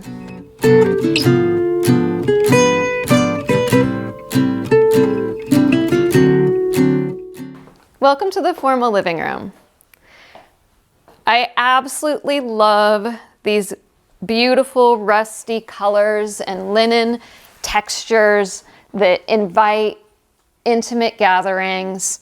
We did a beautiful Gallery Solis table in here. This was the first one I designed for the Heritage Collection, and now it lives in our family home. We did a aloe and silk rug in here that is both earthy and soft to the touch. Another favorite collected piece for me personally is this Swedish bowl from the early 1800s. It's probably the biggest bowl I have ever owned. I don't put anything in it because I'm so inspired by the texture within the bowl.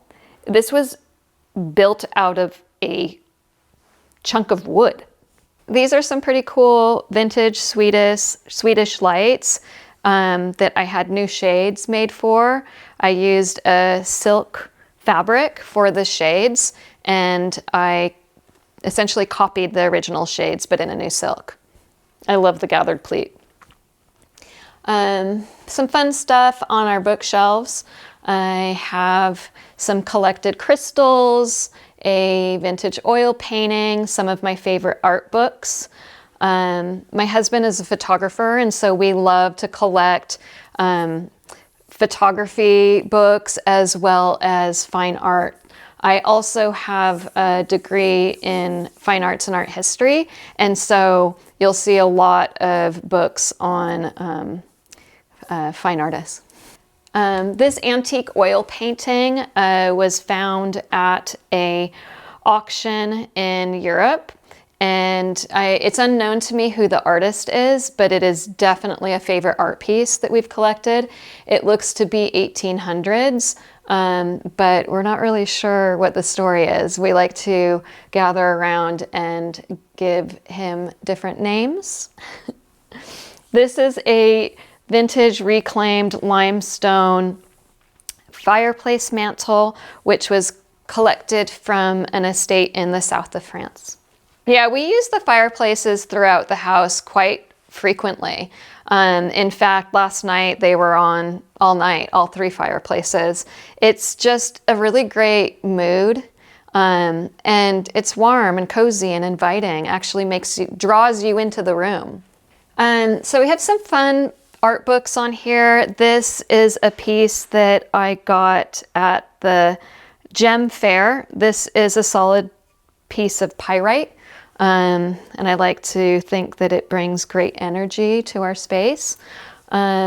This box is really cool. This was my grandmother's family's collected box of history with a letter in here that dates back to 1918.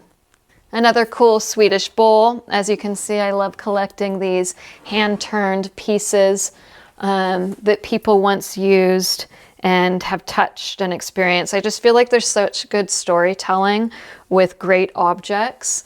And it also provides an opportunity to feel inspired. I love layering tones of neutrals and browns and bringing in that earthy experience.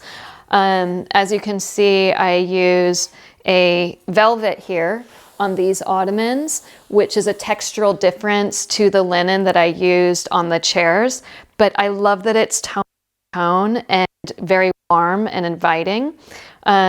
The sofa over here is from my heritage collection with Gallery Solis, and I brought in another brown. We called this velvet color Bourbon in the Gallery Solis Italian milled cotton velvet line.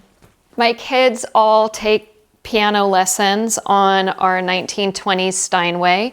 We had it fully restored after buying it at another auction.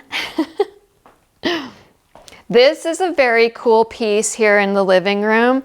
This pot is by ceramicist Stan Bitters. It's one of his original thumbprint vessels that he made in the early mid-century.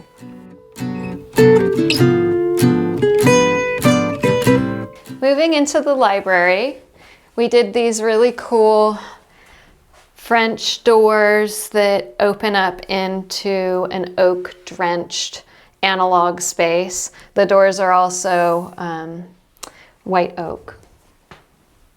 This room houses all of our favorite books. We call it our analog room because we have a record player in here, and we like to use this space to play guitar or do homework or read a book. But it's a very meditative, calm, and warm, cozy space for lounging. So we've always created a space within our home that is truly unplugged and truly analog. And a library for this traditional colonial home was an absolute must. And so it was so great that we were able to find the space in this floor plan to capture this moment and really lean into it. And I think that we really brought the warmth by doing the entire room in white oak. So all of the shelves are white oak, it's paneled in white oak, and even the beautiful doors that bring you into the space is white oak as well.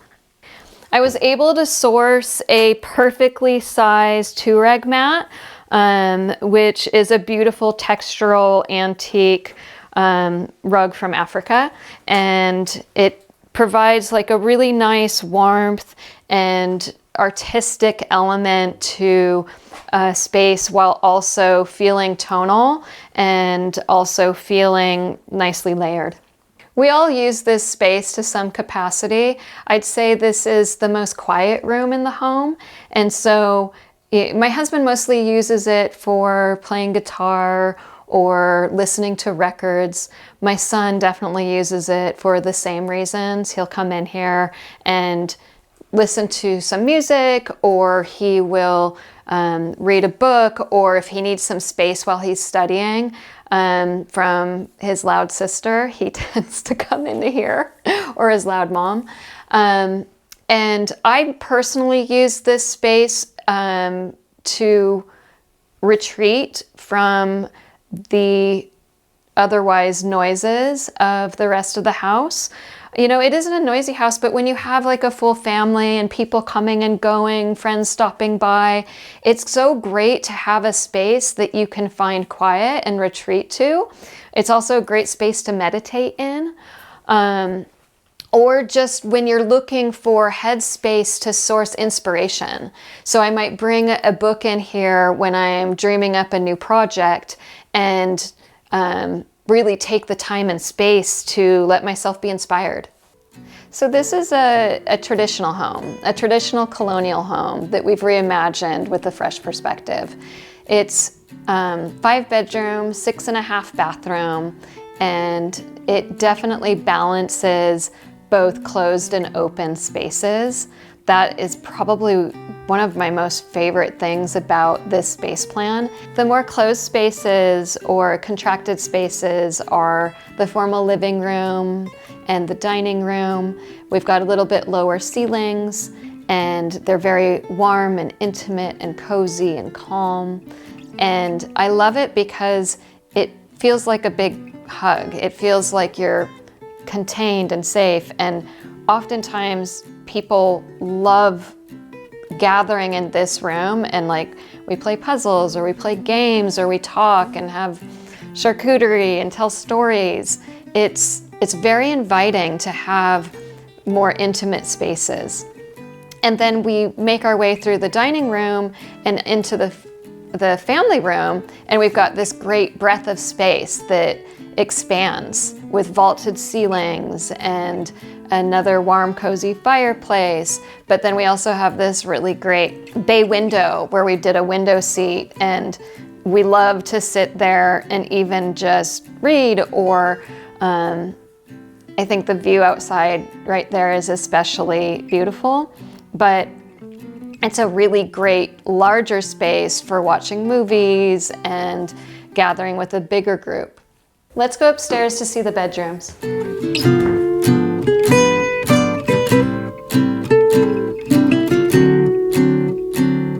Entering into my daughter's room, we've completely color drenched it in her favorite color, which is pink. We used a Portola paint for the walls and all the built-in cabinetry. We did these very European style built-in closet spaces, which are really fun and beautiful. And the pink canopy bed is a little girl's dream bed, which is really fun. Even at bedtime, we sit nestled into this beautiful canopy and read books at bedtime. I did I used the Woven Home pink peony linen, and I did that for the entire canopy as well as the drapery. And then I used a fun floral pink pattern to accent all the details. Over here we have an antique velvet upholstered pink sofa, and my daughter's designed dollhouse. She likes to pull samples from my sample library and use them in her own dollhouse or in her art projects. And so she has created her own fun little dollhouse of my design samples. So we designed this room so it would really transition with her as she grows. And we used, antiques paired with new pieces, paired with custom pieces like the canopy and the lampshades so that they all integrate. But what's great is that she'll really be able to grow with this space, and it's fun and feminine and really speaks to her personality.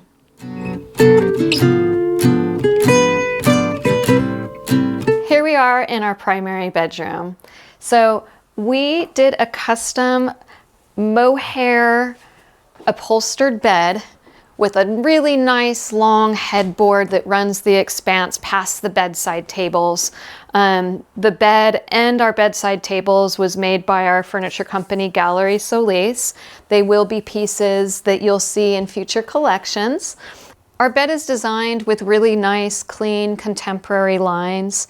I find that calming in a bedroom space. It's less fussy, and it's easier to make a bed and to put layers on. I like a lower bed, which I think also helps complement the breadth of space that we get in the vaulted ceilings here. We use the Gallery Solis Italian milled mohair. Color is salt. The bedside lights are by Jam out of London and have a really nice glow in the evening, again with that really creamy porcelain shade on them. I like a really nice lumbar pillow to dress my bed with, and I usually layer it with a gauzy foot blanket for extra texture. A really special feature of this room are the murals that surround the entire space. They are by James Mobley, and we chose to do a tone-on-tone mural so that it's a beautifully diffused, almost ethereal feeling of landscape. And one of the coolest things I like about how we designed this mural and how we brought it to life was it mimics the hillsides that surround the house. So it's the same type of trees, it's the same type of hillsides. So as you look out the windows, the hills continue along the landscape within the room. We plastered all the walls of the bedroom before we had the murals installed. And we left the fireplace with its just naked plaster. In the evenings, you can hear the waves crashing at the beach down here at Point Dume, and it's really nice to sleep with the windows open or even these big sliders open. There's this incredible ocean breeze that comes in, and the view out here in the evening is just as magical as it is during the day. We have these beautiful old olive trees that are lit up and reflect upon the pool. So here we are in the front yard. As you can see, it is a traditional colonial. The original house had a yellow brick facade, and I overgrouted it and did a nice slurry texture over the front so that it has a bit more of that undulated natural finish that really speaks to me and my design ethos. We did a reclaimed front door. It's a really nice old thick front door with unique windows in it and millwork detail. I added gas lamps on either side, which really cues up the emotions when you come to the front entry. And then I did symmetrically balanced, beautiful Italian pots with overflowing lavender to really create that emotional moment when you reach the front door. Over here on the right side of our yard, we have a bocce court. It's big enough to play bocce or pétanque, and then we made a seating area around it with a really fun swing for the kids to play in. We have the entire property is insulated by a hedge, and then we have olive trees and beautiful landscape lighting throughout so that it has a really nice warm glow in the evening. Moving out to the backyard, we have this really beautiful circular open airflow between the back doors opening out to the backyard.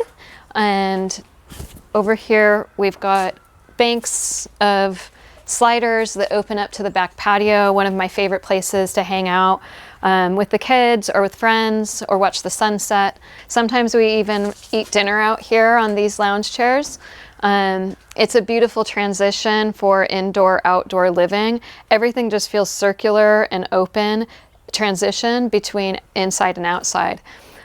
So these lounge chairs are a great way to play up the emotion of this traditional home. It feels very Nancy Myers in style, as I've mentioned earlier. But I love all of this wicker furniture that we've used throughout the backyard as well. And then I've paired it with these organic stumps as side tables, which are a really great juxtaposition to a more traditional element with an earthy element. So we kept the original shape of the swimming pool and replastered it with a dark bottom pool, and then I used a Moroccan zalige from clay tile for the pool tile. I added a beautiful Roman step so that you can use it as an expanded Baja shelf. So we did a native fescue grass, which is a no-mow and a very low water grass, which is really great in California. There's Ben. It adds a beautiful texture and a beautiful element for the backyard. Home is safe, it is warm, and it is calm. It is a place for serenity, it is a place for restoration, and it is a place that you feel most able to be vulnerable with your family and your friends.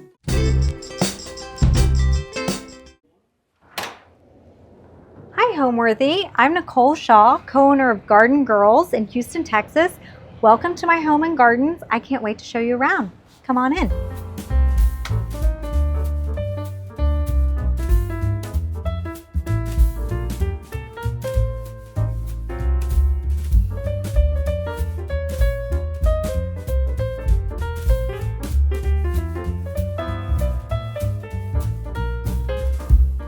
You're watching Homeworthy, where we believe every home has a story.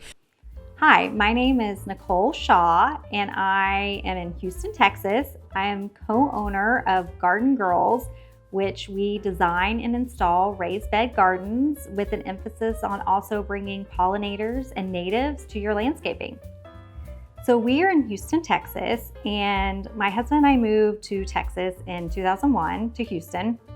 And I really literally said anywhere but Texas, but it has become home to me. I love the community here in Houston, and we are inside the Loop in Houston, and this is actually my second home on the street.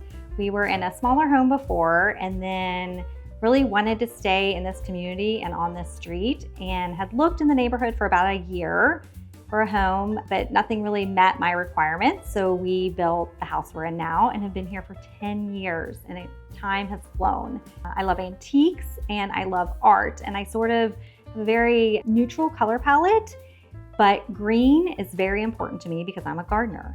So I have a lot of green and blue in the house and pops of art to kind of just liven it up. And the gardens, when I moved in, I didn't know I was going to be a gardener. I was a failed gardener when I moved in. I had tried to in-ground garden. I tried gardening in pots, and we lived here probably about a year. And my friend said, I'm getting a raised bed garden. And I thought, that's what I want. I want a raised bed garden. I've always wanted to garden. I grew up gardening in West Virginia. It was a way to connect to my past, but also I crave that homegrown cucumber so much. So I ended up getting a raised bed garden in my backyard and fell in love with gardening, finally had the elements for success. And after my first season of gardening, I remember I called my mom and I'm like, I am the best gardener ever. But I just finally had what I needed to be a successful gardener. And so from one garden bed led to 2 garden beds. And then finally, I now have 4 garden beds. And I would love to have more, but I am inside the loop in Houston. So my property is a little bit smaller than other parts of Houston. And I just have to make do with the smaller lots. But I think I've done a really good job at incorporating things that I love and can use inside the home and with family meals, and gardening is just an escape right outside my door.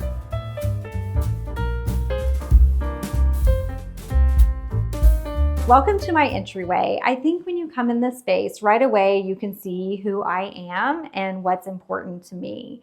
I love traditional with a little bit of pop.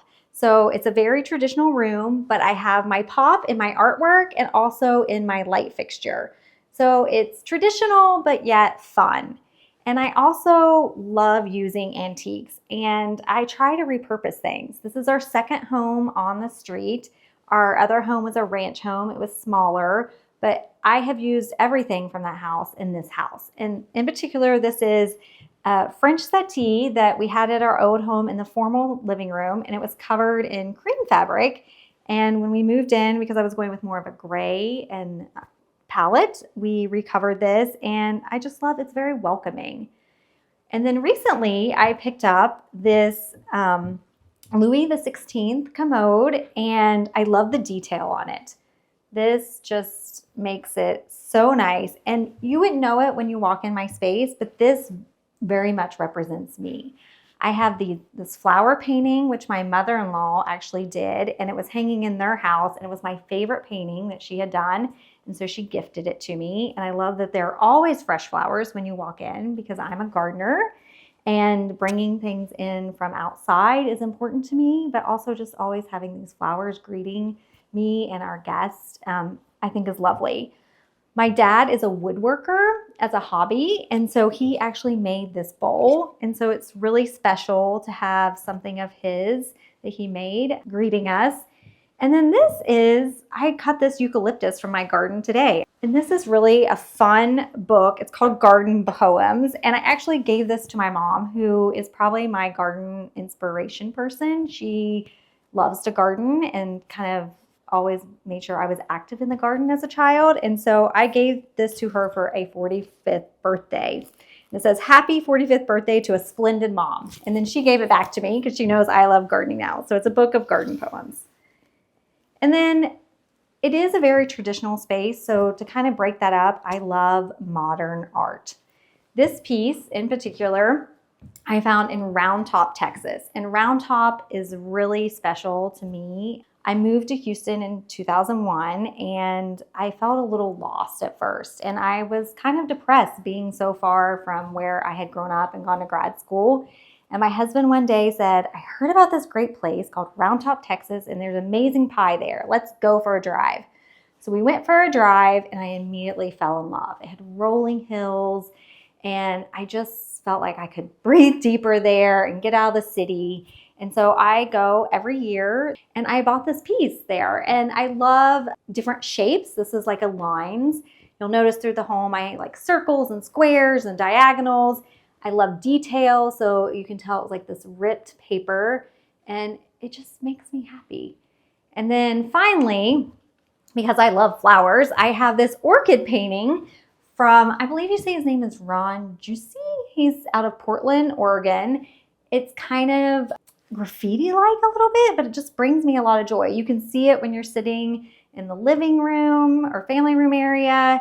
And it's just a pop of color and it brings joy. And then finally, I'm practical. I have kids, I have a dog. So having a natural rug when you walk in, and it's got the squares and diamond shape, is really important, because at the end of the day, I want people to come in and feel like they can't mess things up and they can just be at home and be themselves. So having a practical rug is super important. So I am a co-owner of a company called Garden Girls, and with Jen McDonald and Jill Oliver, and we found each other through gardening. We decided that we loved gardening so much that we were going to start our own company called Garden Girls. And what I love, we have very similar aesthetics, and if you gave us a space, we would design it almost the same. If you challenged us to design a space, we would probably come up with sort of the same layout, the same plans, of course listening to our client and taking sunlight in consideration.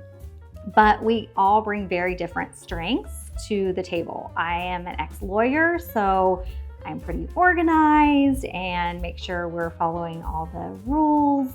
And Jill is our cheerleader and just knows so many people in Houston, and she's never met a plant she didn't want to bring home. And then Jen is sort of our dreamer, and there's nothing too big that she says, we're gonna do this, we can achieve this. We make a great team, and I'm super proud to be a small business owner and work with 2 other women, and we have a team of some great gardeners. And so now I'm gonna take you into the dining room.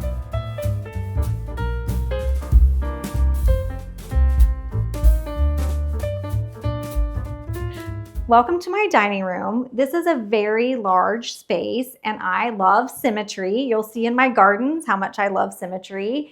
And so to kind of fill the large space, we decided to do 2 chandeliers, which I'm really happy we did. They are traditional.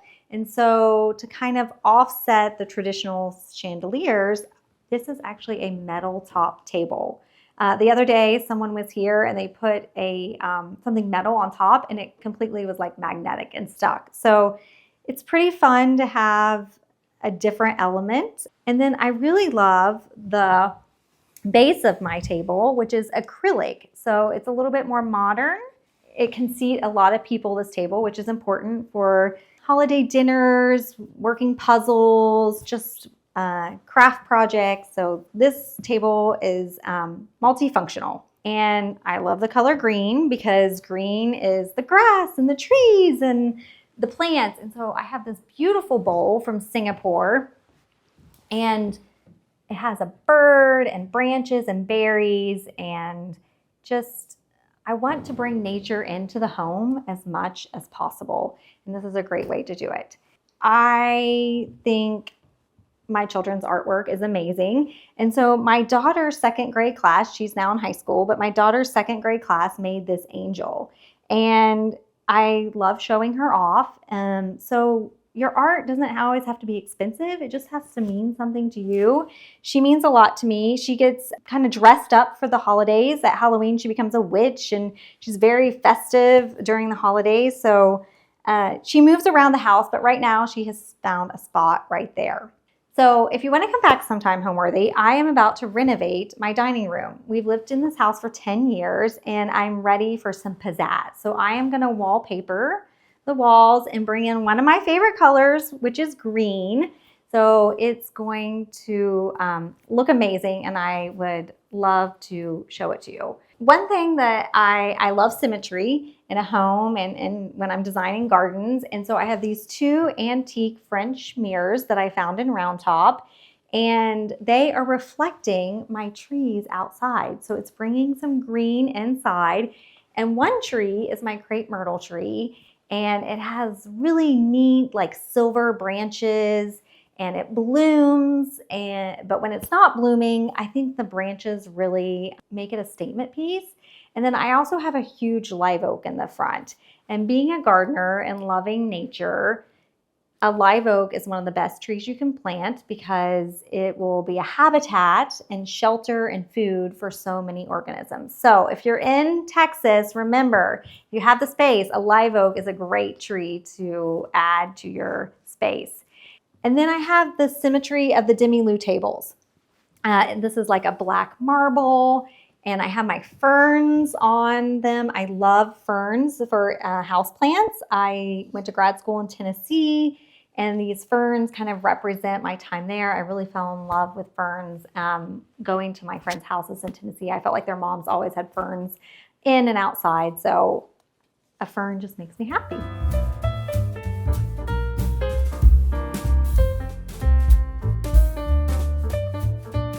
Now we're gonna go into my butler's pantry. And this is such a small space, but gets used a lot.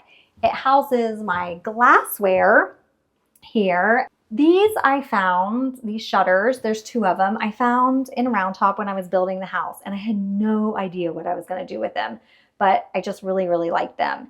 And my friend Kay at the time was kind of helping me. I did pretty much all the designing, but she was sort of my, do you like this? And she was always the person I turned to kind of make a final decision. She had the idea to cut these and paint them and put them here, and I just think it is really special. It reminds me of her, and it also kind of hides when I'm messy, so I love that. And then I'm always bringing in cut flowers. I actually cut these dianthus this morning. My husband was born in India, and in India they use a lot of steel and silver. So this was his cup that he used as a child, and I just use it for a little vase to put some of my cut flowers from the garden. And then it's just really fun to throw corks in here, and it reminds me of maybe a special dinner we had where we opened a nice bottle of wine or champagne. So we just always throw them right in there. And then, I mean, no gardener would be complete without having some butterfly accessories in her home, because the butterfly represents transformation. Now we're going to walk into the kitchen.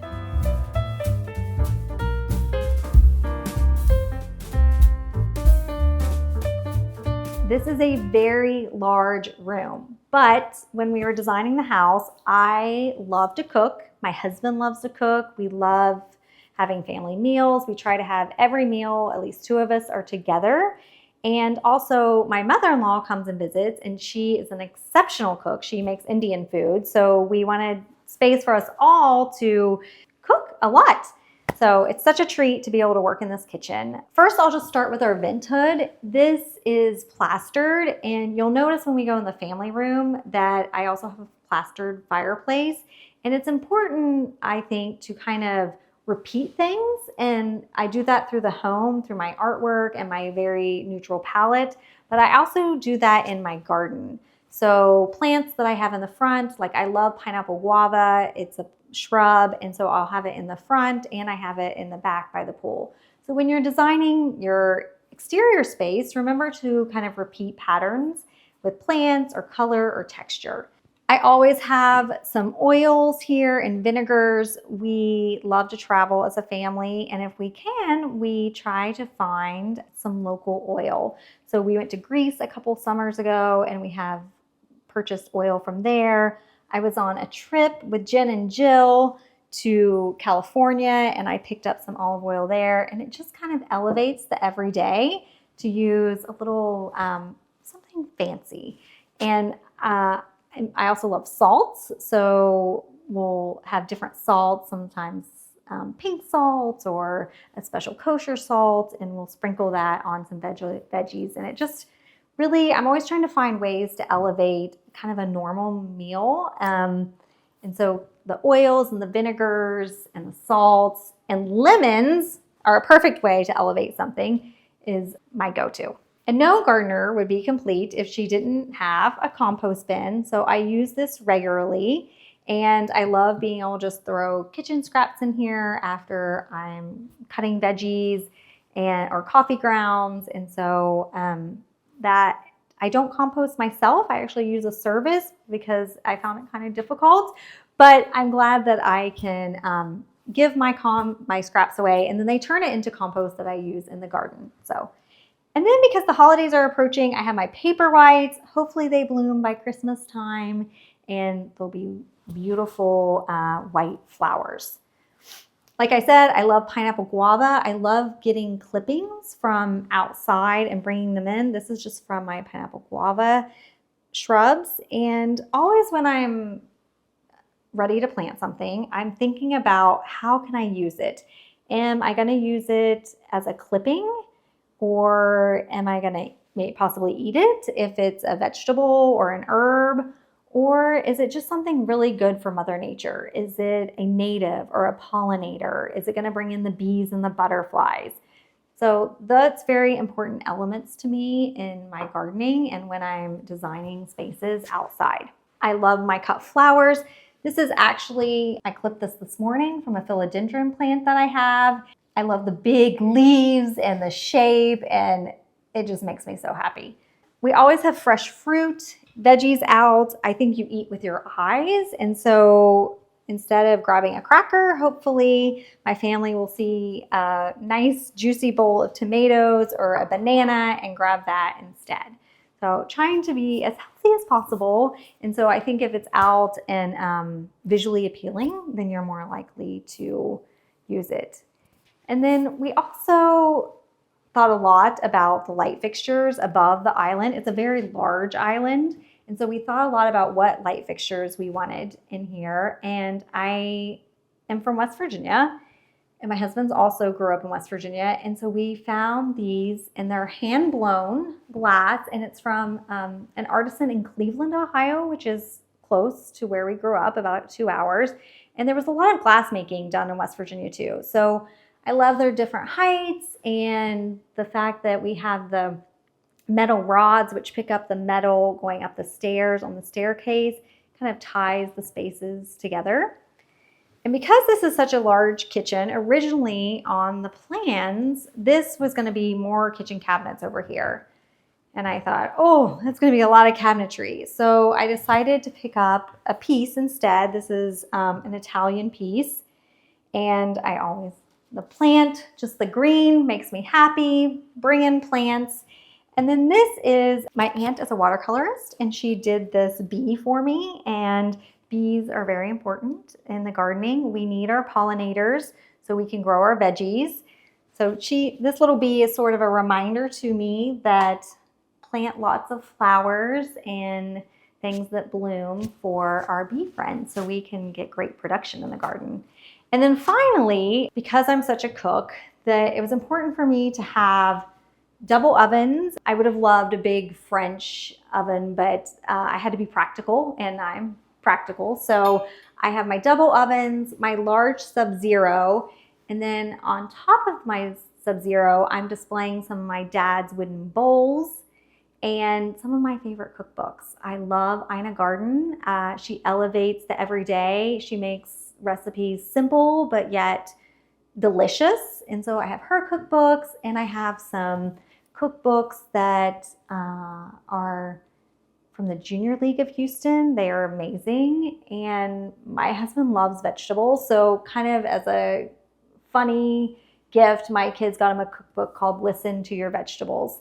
And but it's actually a really nice cookbook. And then I have Johnny Caraba's cookbook, who he's actually a client of Garden Girls, my company. He has amazing gardens, and he has a delicious Italian restaurant and an amazing cookbook. So I really enjoy books. I think because I was a lawyer and I had to read a lot. And so I really love looking at cookbooks and design books, and I get a lot of inspiration. So gardening is important to me. Like I said, I started for the production. I was a failed gardener. My son and I had tried. He loved to be outdoors when he was a kid, and he also had food allergies. So I was trying to, just teach him how to eat things that he could eat that were fresh. I had failed. And then I discovered, the raised bed gardens, and I was having success. And at the beginning, it was really about production for me. I wanted cucumbers and herbs to use in my cooking. I cook a lot. Family meals are extremely important to our family. And so that's why I started. But what I discovered along the way is the garden is where I escape. It is my favorite place. I get to connect with nature. I dig my hands in the dirt and I immediately feel better. I spend every morning looking at my plant babies and making sure they're okay. I harvest regularly, especially the herbs. I feel like they elevate any meal that I can make. Gardening is just really a way for me to connect to nature, connect to myself. It's sort of an active meditation for me. And it's a place you can heal and also celebrate. I love hosting dinners outside near the garden, or I love it when my daughter's friends come over and they're like, Mrs. Shaw, can I have a green bean out of the garden? And it's just so fun to share the garden with others.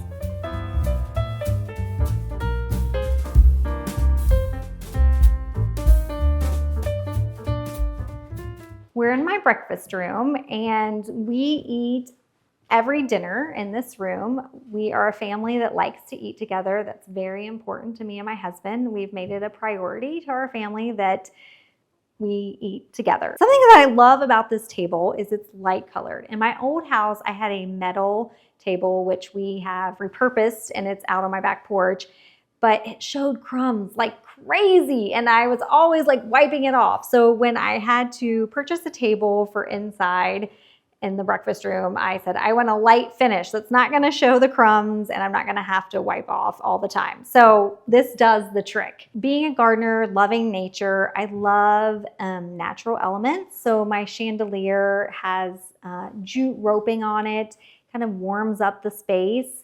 And it was a fantastic find. It's fancy, but yet relatable, I think. And then these chairs have been, I've had for like 19 years. They've been different colors. Currently they're gray. I've had them recovered, but I honestly think if you can find a way to reuse your furniture, you're gonna be so happy. So I'm always finding, is there a different use for the furniture? I'm thinking, can I just recover it and reuse it? And it makes me, I feel like I'm honoring Mother Nature by doing that. Outside, I have my Eagleston holly trees. You know, we live inside the Loop in Houston, so my neighbor is very close. So I planted these a couple years ago. Couldn't be happier. They are a great tree because they don't lose their leaves. So it's always a green backdrop in this room. Also, they get berries on them and the birds get to eat off of them. And I love seeing birds in there eating the berries in the wintertime. And they grow pretty quickly, so they're a great option. And then I have this antique buffet, and this was actually one of my first purchases for my old home. And I was on a pretty tight budget, and I felt like, oh, I can't really afford an antique, but I was wrong. This has a little dip in it, so it was sort of discounted, but I just think it adds character. Just because you might be on a more limited budget for stuff, still check out antiques, or even like marketplaces, people selling their furniture from their home. You can find great finds. And then I have another fern here. I love her just wispiness. Bringing green in is super important. And then here we just have sort of our gallery wall of some favorite pictures over time of me and my family, our travel, some pictures when my kids were young. And we change these out regularly depending on kind of what we're feeling or if we've gone on a recent trip. So nice memories, right, that we get to see. One of the best parts of this table is it looks out onto my gardens. So every day when I'm sitting here for breakfast or dinner, I can just peek outside and see all my baby plants and all the greenery, and what really the outside is a vacation right outside my doorstep, and I get to enjoy it inside too. So it brings me a lot of joy. And then we'll move into, this is kind of connecting room. So we're gonna move into my family room. This is just kind of where we hang out. You'll notice that the fireplace matches the plaster that was in the kitchen, so I'm repeating that pattern. I always have gardening books. If my kids are watching a TV show and maybe I just want to look at a book, right now I have Bunny Williams, an amazing gardener, and I have the blue and green repeated in here. So I love artwork. I love basic shapes. So I reached out to an artist, Madison Summerlin. She is in Oklahoma. She was a joy to work with. And if you like an art piece, I would say reach out to the artist. I like supporting local or small artists because I am a small business owner, and it gives me a lot of joy to help support someone in their dreams and their creativity. And I have had such luck reaching out to artists, and maybe they didn't have exactly what I wanted on their website, but they always are willing to commission a piece. And so I commissioned these pieces. It took me a while to figure out, did I want the inverse of the blue and the inverse of the green? But I eventually decided I wanted blue and green because the blue is the sky, the green is kind of all of the plants. I'm so happy with it. I love the circles. I love the texture. She just knocked it out of the park, and this is a perfect spot for them.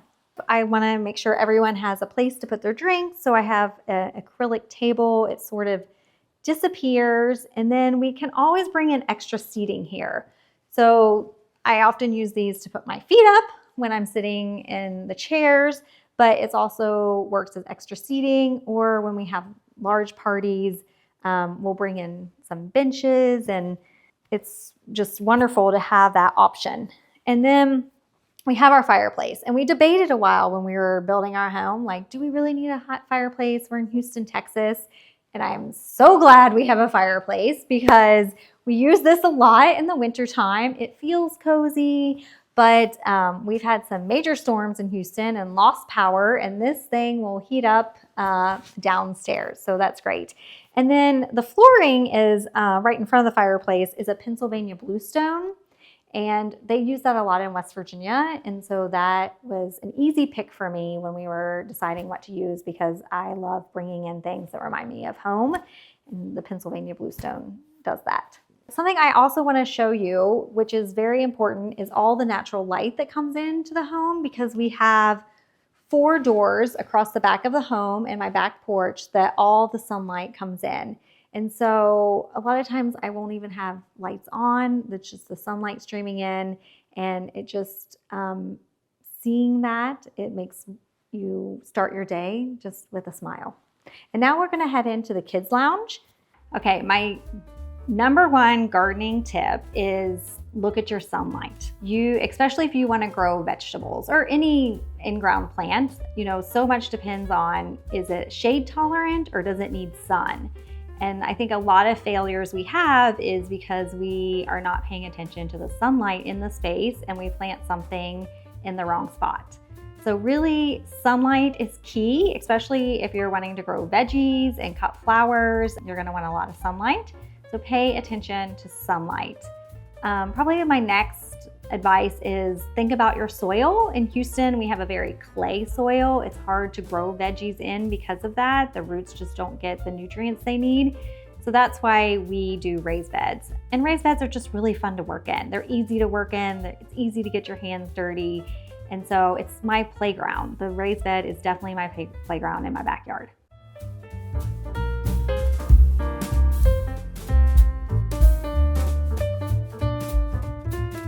Now we're in what we call the kids' lounge, which I'm not sure if anyone else has a room called that, but this is what we've called the space. When we were designing the home, I wanted all the bedrooms upstairs. That is what I grew up with, and that's what I wanted. I wanted to be close to my kids when they were smaller. And so we wanted the option to have a bedroom downstairs. So this could potentially be a bedroom. There is a bathroom, a full bath that goes off of the room, and it also goes onto the porch, which is a great thing to have when you have a pool. So you can go from the outside directly to the bathroom and not have to run through the house. So great design decision that I'm glad we made. But we use this space every day. I love that it's cozy. It's a little bit smaller. The rest of the house is kind of big and open, and this just feels a little hidden. This couch my husband and I have had for like 25 years practically, and it's where everyone wants to nap. It's like the smallest couch in the house, but everyone comes here to take a nap. This is our bookshelves, which have just great books and art that family members have done. And then I love this Ansel Adams print. I think it's called like Holiday Hair Check. And I often will work in here. I'll have my laptop in here and I see her and she seems like she's having so much fun and she's on holiday and it's a great day. And so that reminds me just to look up from the computer and remember it's a great day. And then when you're kind of styling your bookshelves, if you can bring in things that are sentimental, I try to do that and it just gives it a little bit more special feeling. And so the zip code in West Virginia is 304. I found this in Round Top and it has, I think it's an old lock, safe lock, and it has 304 written on it. So I have different things in the bookshelves that have meaning and purpose to me. And then this table was something that my dad, he's a woodworker by hobby, and he made this table for us and it has been many places. It was originally a dining room table for us, but when we moved in this home, we wanted a place where my kids could do arts and crafts and puzzles and play games. And so I use this now a lot as a workspace, but I have the puzzles and the games out. My son's coming home from college soon, so we'll have a puzzle and some games going. And then again, I love my ferns. Bringing green in every room is so important. And finally, I have this, which I picked up probably 20 years ago, and it is old herbs in this antique window. And if you could see, like some of them are from 1880. And the fact that they have been dried and they're here on display is magnificent and somewhat magical to me. That, you know, in 1880s, they were using herbs in their cooking and it was an important part of their life. And still today, it's an important part of my life. Just smelling the herbs and using them to kind of elevate my family meals. There's kind of a funny story about herbs. My son, when he was younger, I always like chop up herbs at dinner time and put them out on a tray and you can kind of pick what you want. So if it's a chili night, you can have chives. If it's a pasta night, you can have oregano and basil. And one night, I guess I was in a rush and I hadn't chopped up herbs from the garden. And he was like, "Mommy, where's the garnish?" And I was like, oh boy, this child's getting a little spoiled and expecting herbs at every meal, but it couldn't make me happier that he enjoys the garden as much as I do.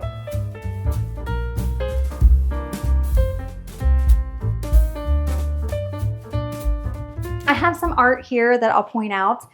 This is called the kitchen garden. How perfect is that? It's actually sort of a photography process, but you don't use a camera and you lay different things. Like this person has put leaves and branches and you lay it on a special piece of paper and then it gets exposed to UV light and it creates this blue and white scene.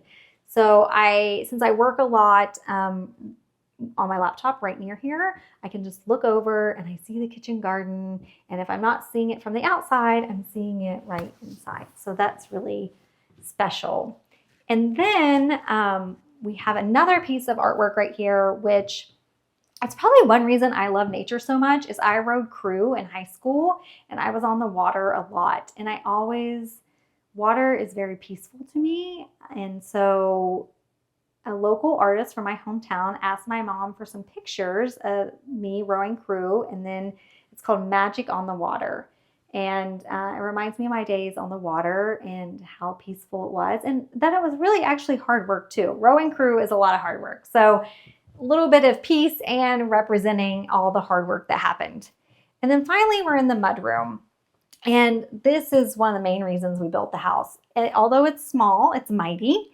And we had been looking for homes, but none of them really had a mudroom. And I needed just a place to like drop everything. And that's what we have here. I always have lots of hats because I'm a gardener. I have my aprons, which I wear in the garden. I have a bandana, which I also always wear for sun protection. And then you'll see my sink, which right now is full of ferns. This little baby needs to come back to life a little bit, so I'm treating her with a little TLC. And then I have this painting. It's a park scene, and it reminds me to enjoy nature. So whether I'm coming or going from the house, it just reminds me to sometimes the best thing to do is just sit on a blanket and enjoy the birds, enjoy what's happening around you. So now we're gonna move into the hallway.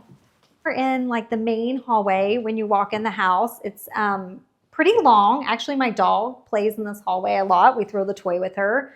But a feature of the space is this large painting by Erin Donahue Tice. She is an Austin artist, and it's called She Speaks in Blue. And I had been looking at this piece for a long time and really wanted it, but it was kind of a splurge. And so because she's in Austin, I asked if I could come see it in person. And as soon as I saw it in person, I knew where it was going to be in my home. I love the black that picks up the black in the railings.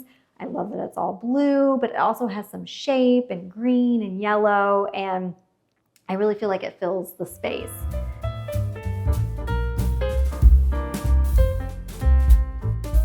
This is a little purple jewel box. It has the purple grass cloth wallpaper, and I'm really drawn to blue and green, but also purple is one of my favorite colors. A lot of times when I'm buying annual flowers, I will choose purple, or cut flowers. I tend to go to purple, and they say purple is royalty. So I think it just kind of elevates a space to have purple. It's like reminding you of the royals. And then we had this custom, it's a very small room, this powder bath. And so this was custom made. I love, it's a little bit fancy. It's a little bit elevated, the hammered sink. And this mirror kind of reminds me of like mirror on the wall. So this, even though it's kind of hidden, when people open the door and they see inside, they are always so delighted to see this purple jewel box. Now we're going to go upstairs and I'm going to show you the third floor game room.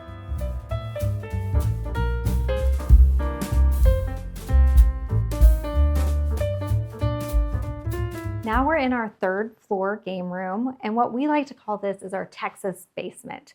When we were building the house, because we'd grown up with basements, we sort of wanted a space like a basement, and this serves as that space.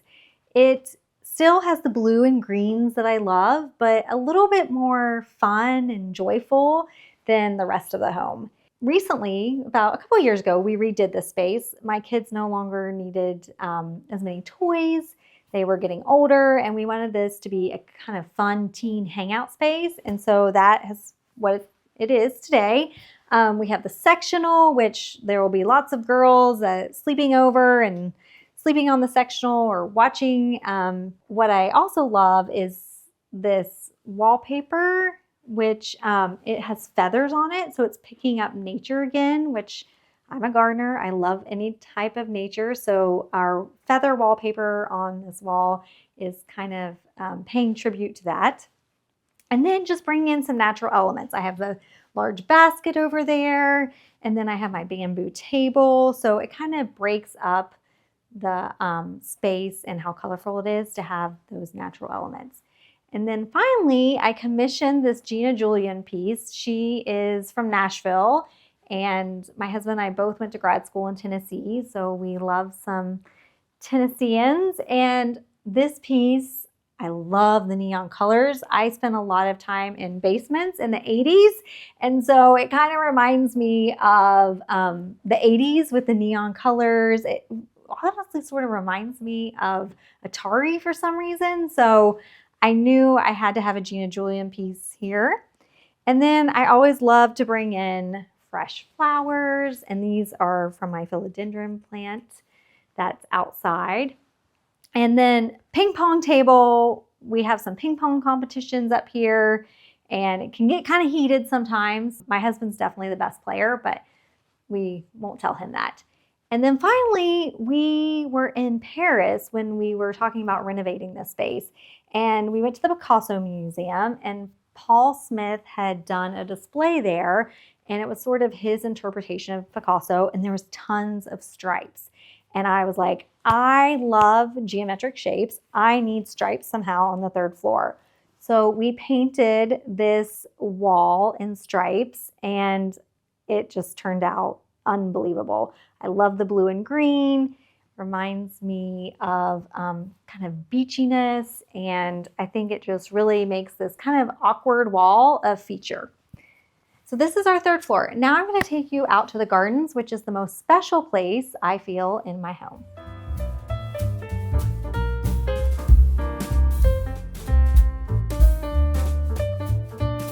I've got my apron on, I've got my harvest bowl and my clippers, and now we're ready to head out to the garden. So I have 4 raised bed gardens, and as I mentioned before, I like symmetry. So I started off with one garden that was sort of my testing, like, do I love this? And I fell in love with gardening.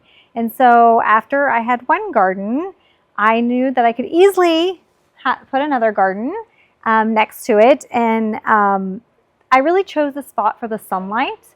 It receives the best sun in the yard, which is key to production. And it's also visible from the inside and easily accessible. So I want people using their garden. So I want them, if you're in your line of sight, you're going to use your garden more. And also just, you want to see how pretty it is.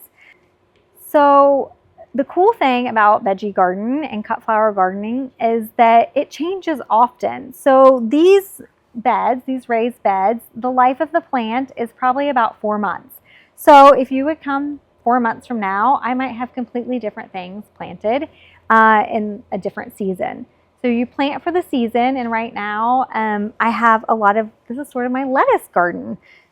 So I mix veggies and flowers in my garden, and this is a nasturtium, and it's actually an edible leaf and flower. It's not flowering right now, but it will get like an orange and red flower, and you can have both, and I love to use them in salads. This is my dianthus, which I had in the house. I'd cut this morning and put in little vases all through the house, which just really creates special moments and little pops of color, because I have a very neutral color palette in my home. And then one trick that I always like to tell gardeners is I always keep clippers in the garden, because when you come out, you often forget your clippers. And so those are always just nestled right in among the plants. We eat a lot of greens in my home, so I love kale for a smoothie. I have bok choy and spinach growing, chives, which elevate any egg dish. And when you chop your chives, you just kind of cut it like a haircut, which is kind of very rewarding, I find. Then I have my snapdragons. Those make great cut flowers as well. And then probably my favorite thing that's always growing in my garden, it can grow year-round in Houston, is arugula. I will use this for breakfast, on a breakfast sandwich. I will use it in lunch and dinner. And so I always plant it by seed. It's quick to germinate, and you have a whole bed of arugula, and it tastes a little bit spicier than when you buy it at the grocery store. And then finally, we like to mix in pollinators. So this is an African blue basil. It smells amazing, and the bees love this plant. So to have bees working in your garden along with you working in your garden, you're really supporting Mother Nature. And often clients will say they're lacking production on cucumbers or some other things that need pollination through bees, and we'll say, plant some African blue basil. You'll be happy you did. And then we have some lemon balm here. So we have the smell of basil, and then we have the smell of lemon balm, which smells like lemon deliciousness. It's great to put in hot water to make sort of a tea. Also, it is really nice in iced tea. So really love the lemon balm, and I love how it kind of cascades, and so you have something tall and then something cascading. So gardens can be more than just production. They can be beautiful places to experiment in and try new things. Now we'll go to my second garden. We had a very heavy rainstorm yesterday, and so things kind of fell over a little bit, but I have broccoli growing in here, this oregano, which is awesome on pastas, and it's kind of going to cascade down. And then I have these bush beans, and I would love to show you, they are ready to harvest. So I am going to harvest some bush beans, and we'll have these for dinner tonight. You just kind of clip them, and there are so many bush beans right now. I need to probably harvest them all. And the cool thing is, a bush bean, I planted these by seed a couple months ago, and they're sort of a one and done plant. So it is a determinate plant, meaning that once it's a determined amount of beans. So once I harvest all these bush beans, this plant will be done. So I will remove it and I will compost, and I already know what I'm going to plant in the space. I'm going to do beet seeds. So that's going to be super exciting. I have some green beans that we've harvested for later tonight. And then one way to really expand your gardening production is to have trellises. This is a custom trellis to fit right here on this space. You can grow, this time of year, you can grow sugar snap peas, which I have growing on here. And once they are, I don't even get them inside. As soon as I come out here and I see a sugar snap pea, I put it in my mouth and I eat it, and no one else gets to enjoy it. I love them that much. In the summer or more warmer temperatures, I would have tomatoes and cucumbers growing on this, and it just really helps keep the leaves healthy to have that space going up. Then besides my bush beans, I have broccoli and cauliflower and collards. And I always say that collards get a bad rap. They're actually delicious. They have such huge leaves. I mean, if you could see this enormous leaf, I'll actually cut it for you so you can see how big this leaf is. This is a huge collard leaf. So you can use this as a wrap, which is delicious. I often chop it up and saute it or add it to some soups. And it has sort of an earthy flavor, and just, I love using everything I have. I even will use broccoli leaves and the broccoli stem to make things. So a lot of times when we're at the grocery store, you might not have what's available that you can grow yourself. So when you grow your own food, you get to use everything from the plant in what you eat. And the really cool thing is you also can grow varieties that you can't find in the grocery store. So I love purple, so I grow purple cauliflower. I have one planted here. The head hasn't formed yet, but it's really cool to eat a head of purple cauliflower versus the white variety. It just seems more fancy, and it tastes delicious too. So, and then I have my sage here. And so herbs are one of the greatest things you can grow. They don't need to be, they can stay in the garden for like a year, and they smell amazing, and they have different textures. So like a sage has a round leaf, and a rosemary has like a pointy leaf, and a thyme has a tiny leaf. So it really can bring different textures and shapes to your garden, and you can use it both in cut flowers or in your culinary cooking. Put it on a charcuterie board to kind of elevate the everyday. And so we like to remind our clients, don't think of gardening just as in production, but also think of it how you can bring it in and make it part of your everyday life, and maybe just elevate some simple things that you're already doing. This space I have right here, which I have 4 garden beds, and then I was outgrowing and I was needing more vertical growing space for my tomatoes and cucumbers. And I decided to have these trellises built, and I deeply amended the soil. And I only really grow big things here because I don't want to be bending down and gardening, but I grow big things that can grow up on the trellis. So right now I have some tomatoes growing. I see a few right up here that are forming. And then I have a cucumber growing on this one, which, oh, there's a baby cucumber forming right there. So hopefully those will be ready soon. And then I just really planted some pollinators in the area to try to bring in my bees and my butterflies. And then what better thing than eucalyptus? Oh my gosh. I have this in the entryway right now. It smells amazing. You can add it to cut flowers. I love that it's kind of wonky and it's like stems are crazy. And it is in a very happy spot. And then I have my garlic and onion bulbs. I planted those a couple weeks ago. They have already sprouted. But if you want to be a hands-off gardener, this is one thing that you can plant, because once you plant it, you really have to do nothing. For the onions, they'll harvest in spring, so maybe 4 months. And the garlic is going to take even longer. It's going to take about 6 months. So it's a great way if you're going to be gone or you just don't want to be out in your garden much, you can do some hands-off things.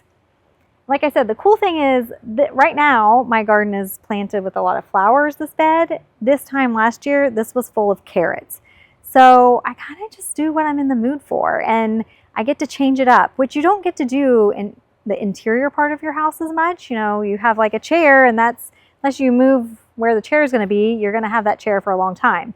But because the garden is living and it's nature and you're working with it, you get to change it kind of often, which I love a good garden clean out and to start over. So like I said, I had carrots here all last kind of fall and winter, and now I'm doing a lot of flowers. These are calendula. They're going to get I wish they were blooming right now for you. Well, this one's kind of got a little bit of a bloom. They get these big yellow blooms on them. You can actually use the flower. It's edible. And then I have my foxglove. These are going to get very tall and purple and pointy, and I'll use that for flower arranging. And my snapdragons, which I can use in flower arranging. I love the yellow and the pinks. And then my pansies, which are edible as well. So when you're thinking about planting, you can always plant edible flowers. And then I have my arch trellis. This is sort of a feature of Garden Girls. People love our arches, including me. I was so excited when I realized I could use one in between these beds. And I recently just took off a cucumber plant that was growing on here, but it had sort of expired. And so now I have some jasmine and sugar snap peas planted. Look at this baby. Oh, she's growing. So she's gonna grow up and wrap around, and it's just so stunning when you can see this covered in green. My daughter and her friends like to take pictures out here when this is covered in green. They're, you know, teen girls. They're always finding the perfect picture spot.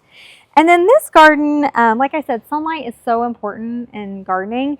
This garden gets the least amount of sun in the winter time.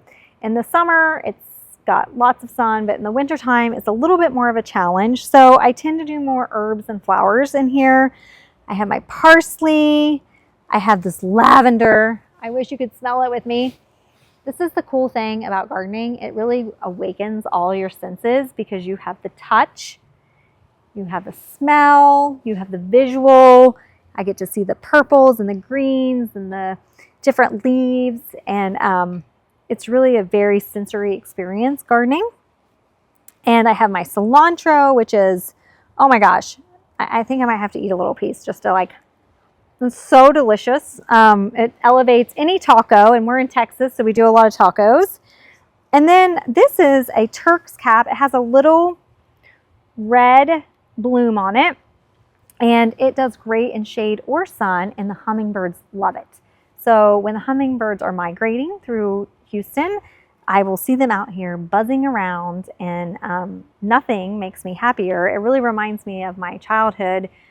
We used to sit outside a lot on my grandparents' porch and watch the hummingbirds. And so that kind of brings me back to those days visiting my grandparents. This is a large green space that we have. I have my, which was a requirement, I have my lights overhead, which are on in the evenings and makes it feel very special. But we just have this large green space. I have a small lot. I'm inside the loop of Houston, so we really had to optimize how we were going to use the yard. And I knew I wanted gardens. So the gardens are called what we call border gardens. They're up against structures, so it doesn't take as much footprint from the green space. And what I love about this green space is we can play out here with the dog. We can hit the volleyball out here. My daughter and her friends can kick the ball, but we can also use it to host things. So I love a set table, bringing in some flowers from the garden and just sitting here and like just taking a moment to have a cocktail or have a glass of water and share this space with friends and family. And it's just magical. I just highly encourage everyone to connect with nature. You will not regret it. You will be so happy and feel so centered if you can connect with nature every day, whether it's bringing it to inside your home or just being outside your home. So now we're gonna go to my front porch. I have a back porch and a front porch, and I'd love to show you the front porch.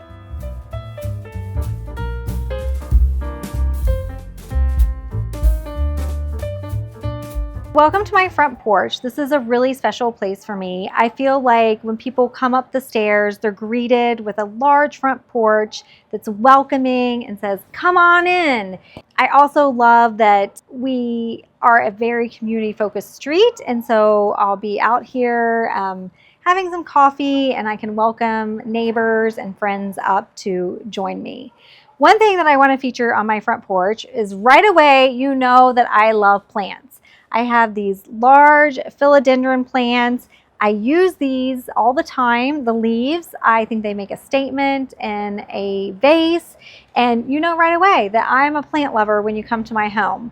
And also, you are greeted by my Garden Girls doormat. I could not be more proud to be a small business owner with Jen and Jill. And so right away, you see Garden Girls. You see that we love the butterfly. It's very important to us.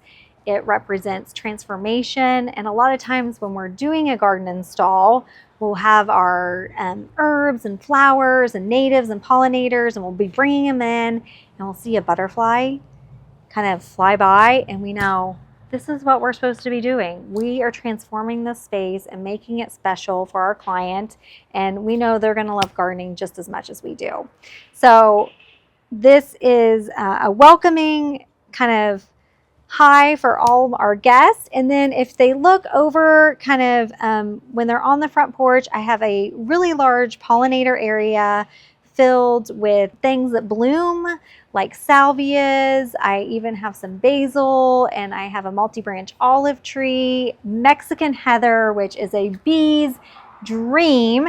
And so I love that you can view that from the front porch, see the purple and the pink and the whites, and it really brings, it's a sunny spot, so it brings in lots of bees and butterflies, and sometimes they fly over here. The butterflies will fly over here to the front porch and just make you smile.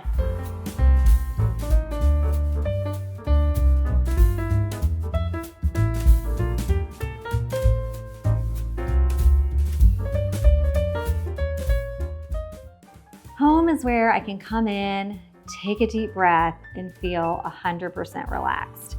That's why I like a neutral palette. It's just very soothing to me. But home is where I can cook meals for my family. We can have friends over.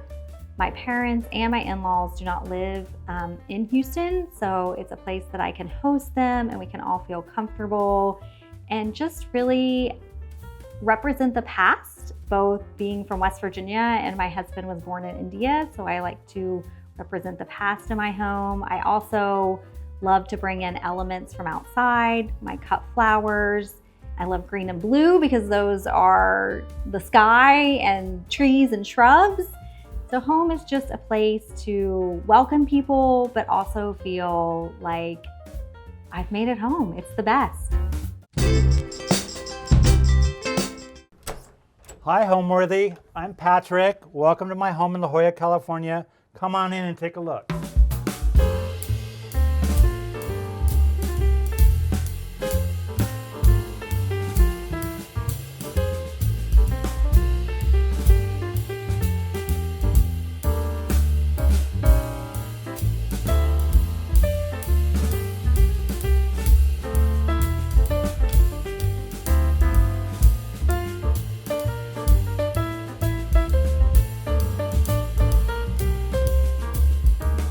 I'm Allison Kenworthy, the founder of Homeworthy, and we're now offering a membership plan that gives our supporters early and exclusive access to new videos.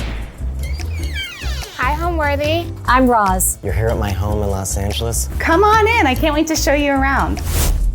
With this membership, we invite you to open more doors, discovering new homes, rooms, and personalities available only to those with the keys to our guest house.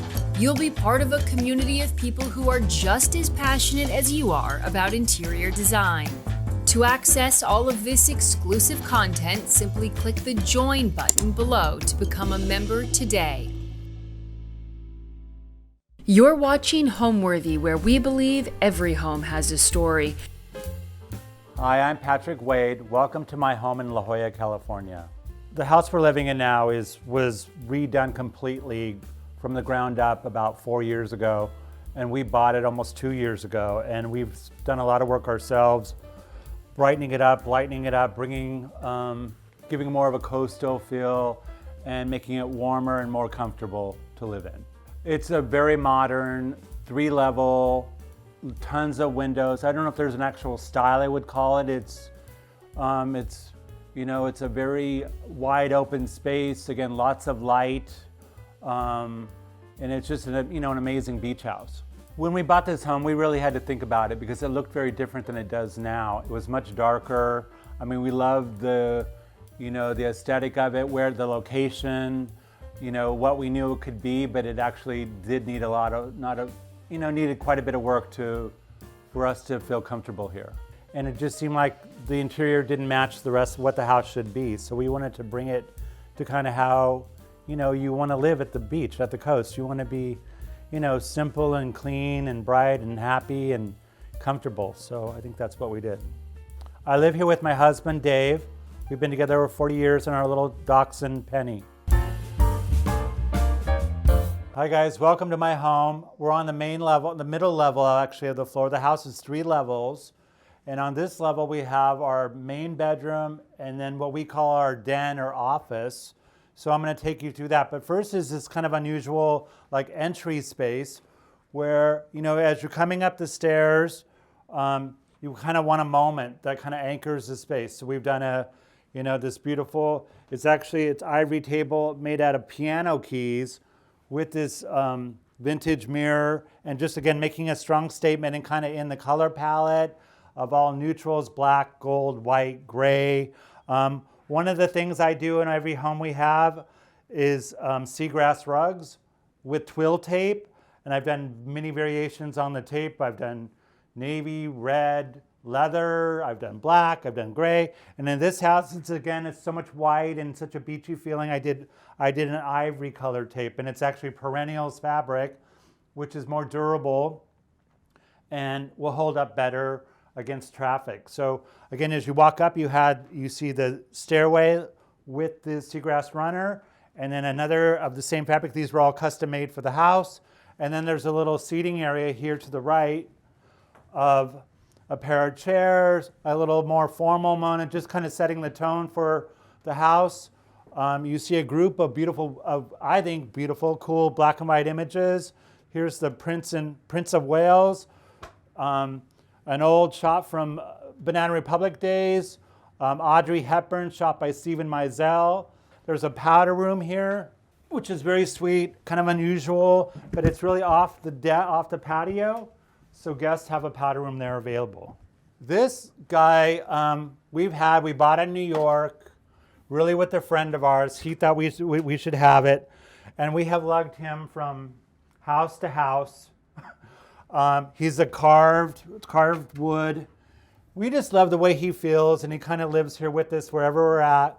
And he's just got this kind of soulful feeling. It seems a little religious, but it's not. He's just become our friend. So he's always with us wherever we go.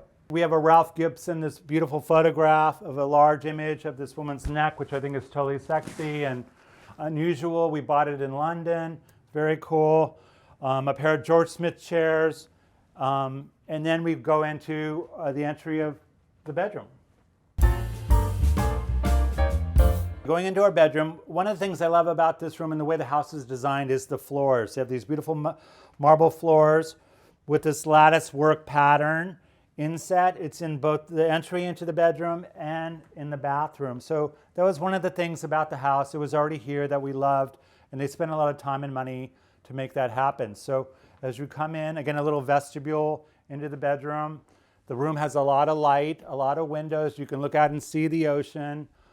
I think it's a very calming space. I think it's a cool mix of furniture, of wicker and painted wood, the seagrass rugs again, this vintage zebra bench, upholstered bed, again, all in shades of cream and black and white with touches of blue that we've collected forever, all blue and white.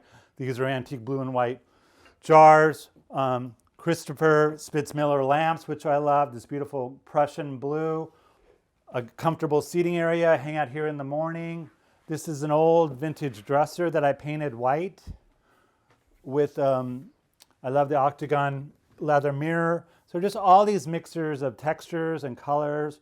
You know, nothing is matched or too coordinated. I love mixing furniture together, old and new, light and dark, wood and texture and fabric. I mean, so it's all about the mix and making it, you know, cohesively sit together.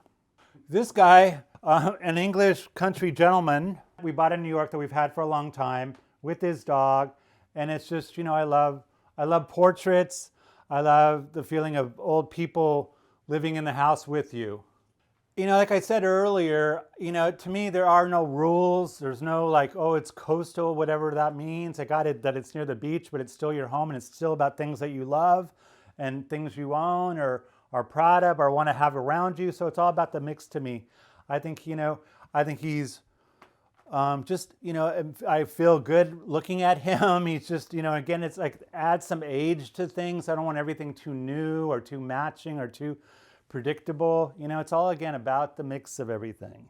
And I like everything kind of a masculine vibe and not, you know, not too decorated, not too old lady or granny, which is, you know, it can easily get to. So I like it being a little sexy and a little cool and like, and about the mix of it.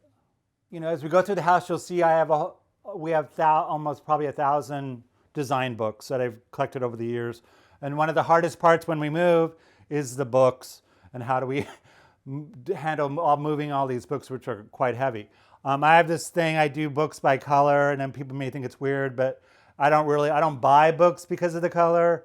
I just think there's something more calming about seeing them together, but they're all about design or travel or places or art. You know, if you look at the titles, it's, you know, fashion, interiors, photography, everything.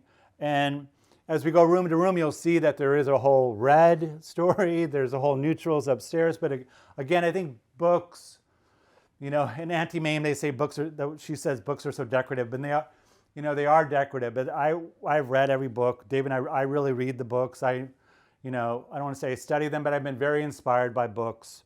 And we actually we're building a beautiful selection of books in our store, Mood Indigo. Actually, it is not real. I brought it from the store, to be honest, and I just thought it added a little green. We've done very well with them in the store, but they're really, I mean, faux plants, the old days, I never would have put faux plants in my house ever. I would have been like, there's no way. But they're so beautiful now, and they're so well done that I do think they add color and life and, you know, a feeling that you wouldn't have. You know, plants come and go, they die, it's a lot of work, so, you know, they're all so beautiful now. I think they do add a lot to a room. You know, I don't really understand or really adhere to any style or design, you know, niche, whatever you want to call it. You know, we've had a lot of beautiful homes. We've collected tons of art, photography, and furniture. And, you know, we've had many different houses. We've had traditional homes. We've had Napa Valley, more wine country homes, country type of homes. We've had houses in cities. You know, this is our first real beach house. So we spent a lot of time editing what we own and selecting what we thought was perfect for here. And we really made it very neutral. I mean, I guess you would call it modern, but again, it's very warm and comfortable and you can hang out, but you know, it's a lot of white. It's all neutral colors. You'll see later, we have a little bit of blue in the guest room and in the main bedroom, but you know, it's a relaxed, modern, casual vibe, I would say, you know, but it pretty sophisticated still, you know, because again, we have a lot of beautiful art, we have a lot of beautiful antiques, and we mix with modern things. So it's all about mixing everything to me and making it your own. There is actually a lot of stuff in here, but I think it's very well curated and presented. You know, I did visual merchandising for many, many years and a lot of big retail brands. So that's kind of my forte and that's kind of my thing, is how we present things and telling stories. So you'll see, you know, it's not like just done. It's like kind of a mix of things that you may not expect, but again, it all sits together and it all looks, I think, really great. And so I think it is very personal with everything we've collected over the years. Before we go on to the den, let's just pop in the bathroom and I can show you how it was designed. Again, here's this floor, which I was talking about, which I love, with the lattice work, the black inset border. Again, I think, it's great to have your bathroom feel like, it's part of the house. And using art in bathrooms, I'm a big believer of putting like beautiful paintings on the wall, accessorizing it, beautiful lighting. I think all those things make, you spend so much time in the bathroom. It's such an important part of the home that you want it to feel like another room and just not this utilitarian, boring, bummer place. So I think it's about decorating it and making it feel like I love lamps in rooms, bathrooms. I mean, it just, everything as you would do in a regular room, I think you should also bring to your bathroom. There is a piece of art. There was all this sculpture in the house on the outside that was built into the house that we took out. And there was a sculpture right here that was built into the wall that we couldn't get out. So I had this box built over this piece of art, which we did not want in the bathroom. And I had it made, and then I put a piece of art over it, which I think was pretty clever to conceal it myself. In the bathroom, we did not renovate the bathroom. It was basically just painting and changing the lighting, and window coverings and art, and that's it pretty much. So here we are in our den / office. Again, we tried to make a cozy, comfortable environment, but kind of keeping it clean. And then we can talk about the use of color in this room. It's been pretty, you'll see the rest of the house is pretty neutral. We had a little blue accents in the bedroom. And then here it's all about adding this layers of red in both the bookshelves, in the books, in accessories. It's basically a neutral background with pops of color. And that's how I like to work, is that you basically, your larger pieces are neutrals, and it's great to layer on color either through accessories, books, pillows, throws, things like the art. So as you can see, we have a cool, I think a more modern sofa with this really great Kaleem ottoman, a pair of very modern chairs, and then a simple glass desk with more photography. And here's a bookcase again with all the red and all the mix of things that we've collected over the years.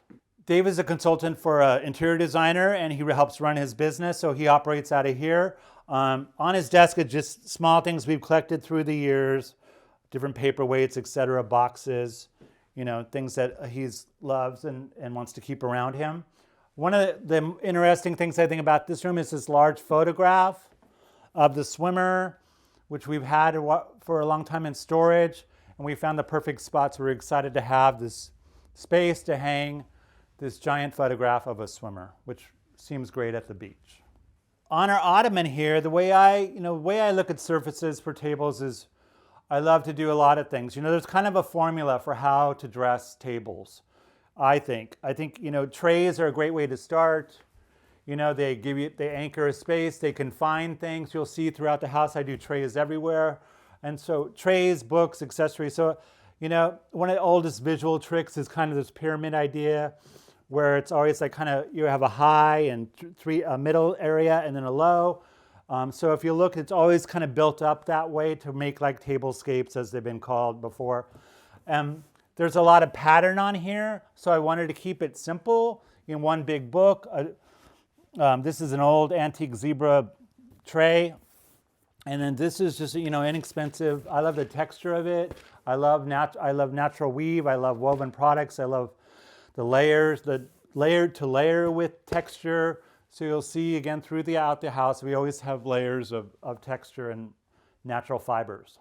We have a little collection of our dachshunds, because we do have a dachshund, a little different variations of little dachshunds. We have Hugo Guinness's. This is kind of a funny one, a pair of underwear. We have the glasses. We've collected Hugo Guinness for many, many years. He's a British illustrator that we love. This, again, is an amazing artist from Napa, AIRY, who just recently passed away. We have another one downstairs, and he was just this really talented man who actually we met up in St. Helena, who painted, very country roosters and fruits, and he did a whole series of Indians too, and I love this painting. I've been in retail almost 30-something years, starting at the Gap in visual merchandising, and then I went into marketing with the Gap and did a lot of fashion shoots for the brand. We went to J. Crew, where I was in visual merchandising, and I also did product development for them. I designed men's woven shirts. We went on to Coach in New York, and I was in charge of store design and visual merchandising, and I painted all the existing, my big claim to fame is painting all the existing stores white. They were very masculine and very dark. So to make them more feminine and sexy and happier, we painted all the existing stores white and brought a more of a fashion flow to the brand. We left New York and came back to California. We went to work for Williams-Sonoma, and we were instrumental in the launching of West Elm and Williams-Sonoma Home. My husband and I ran the company, ran the business. I designed the stores. So again, a lot of hands-on experience of dealing with product and merchandising and display and store design. We've been here a couple years, and we thought we were retired and we were just going to, basically hang out. I started surfing lessons. I was going to, I thought that's what we would be doing, but we found a great location just a block away, and we opened a little store called Mood Indigo. It's this kind of, I don't want to say boho, but coastal, beachy, but sophisticated mix of accessories and rugs and throws and pillows and everything you need to make your house a home, and to add all those layers that I've been talking about I love so much, bringing comfort and style to your home. My surf instructor, though, he's a photographer, and we have his photographs in our store now, which is really cool. And it's the first time he's ever shown his work or anything. So again, it's all part of like building all these relationships and getting to know people, and Okay guys, how about we go upstairs and I'll show you the rest of the house. So as we come upstairs, the first thing you notice is how bright it is. I mean, we have these amazing, I want to say 360, but not really 180 views of the ocean. So that was one of the big things we loved about the house, obviously, is the view. We can go over here into the living room, which you really get the sense of how neutral and how clean it is, and how we're using photography to add warmth and decor to the room. We're doing slip covers. This is an old George Smith settee that I did a slip cover on. If you can see, it's actually another fabric, but the slip cover is just more casual. I love all the black and white photographies with the matching frames. I think that's a good trick to use, is frames of the same color. They help coordinate a story. So we have the natural wood frame here. If you look at here, all these frames all have white or ivory frames for all the images. Again, I love a collage of all the images as you come up the stairway. We wallpapered the hallway and the sitting room up here with Philip Jeffries. Is this white. We usually do more of a raffia color paper, but I wanted it really bright and really pure, so it's just, you can barely see it. It's very subtle, but it's a white raffia paper. Coming into the living room, I actually drew this on a piece of paper, the layout of it, where I wanted the center round table, a seating area of 4 chairs, and then a pair of small love seat sofas. So that's what we did. The lighting is, anchored in the corner with the bigger lamps. There's one console piece here with another pair of lamps. And the showpiece is the fireplace with this beautiful marble front. Again, it's very symmetrical, but again, think about layering and adding accessories and texture. You make it feel warm and inviting, but it's very organized. And there's a lot of furniture in this room, but it is still very organized and comfortable, I think. Well, when I start a room, I think, you look at the space, it's kind of a long area, not that wide. So again, starting with the rug, I think, again, anchors it. So you feel like everything is just not floating around in the room and just, just sitting here and there. So that starts it for me, is the rug anchoring it. And then like I was saying, I drew out the space. I knew I wanted to divide it into 2 spaces. You can't really put a sofa right in front of the window. I hate sofas shoved against a wall, so I like all the furniture floating in a room. So again, scaling pieces to fit, these are smaller. I mean, the room is not that small really, and the chairs are not that small. But again, scaling it to fit in the space, and then having consistent, like these are a pair of these small square plaster tables, which are really cool. I haven't mentioned this, but pairs is another big idea for me. Pairs of everything in pairs, because again, it adds symmetry, it makes it less confusing, it makes it a stronger statement. So pairs of lamps, pairs of urns, pairs of bookcases, pairs of sofas, pairs of tables. I mean, again, all those are like designer tricks that everyone uses to create a symmetry and define a space. The way you bring texture to white and bring textures to room is, again, what I've been saying is, again, by having the layer of the seagrass, it brings an instant warmth to it, an instant naturalness, earthiness of the fiber. And then playing on that with wicker trays, with leather pillows, all in the same kind of camel, natural wheat kind of color, the wicker, more casual bookcases, again, texture of pillows and everything. The shades are up right now, but then there is a little bit more formal part to it. The mirror over here is an antique piece. It's very dramatic, so again, it's about mixing high and low, more drama with more simple things. So, it's a tricky balance, but that's how you do it. I mean, that's how you make it happen, is by mixing highs and lows and collecting things you love and working them together. Color is probably the biggest key to decorating, is once you land on a color or a palette you like, and sticking to it and just making it, reinforcing it, stronger and stronger. And all shades, to me, all shades go together. All shades of blue, blues and greens, warm blues, purpley blues. I mean, it's just, it all sits together. So here it's all shades of white, all shades of wheat, and grays, and everything. If you think about like sand or nature's a huge inspiration.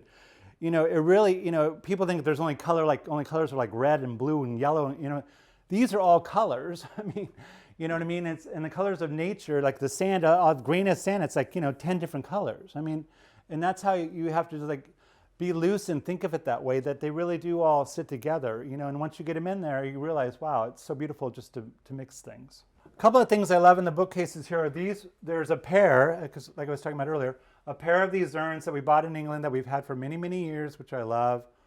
They're very kind of fragile now, but I love them.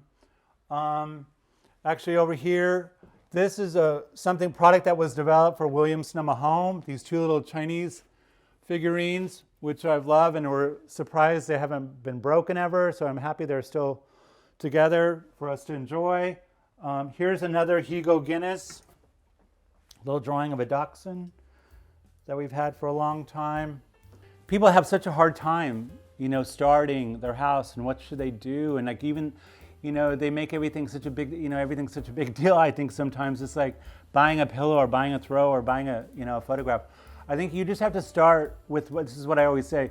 You have to start with what you love. Like, do you like, what colors you love? Do you like pictures of animals? Do you like pictures of the desert? Do you want it to be, super cozy? But just starting and then just building on layers. And people, I think, worry about too much where it's going to go in their house. They have to have a spot. It's like, no, it's not about that. It's like, just start putting things in your house that you love and building a story about how you feel about the world and about how you want to live. And is it really clean and pure and simple and organized? Is it more cluttered? Is it more layered? Is it more funky?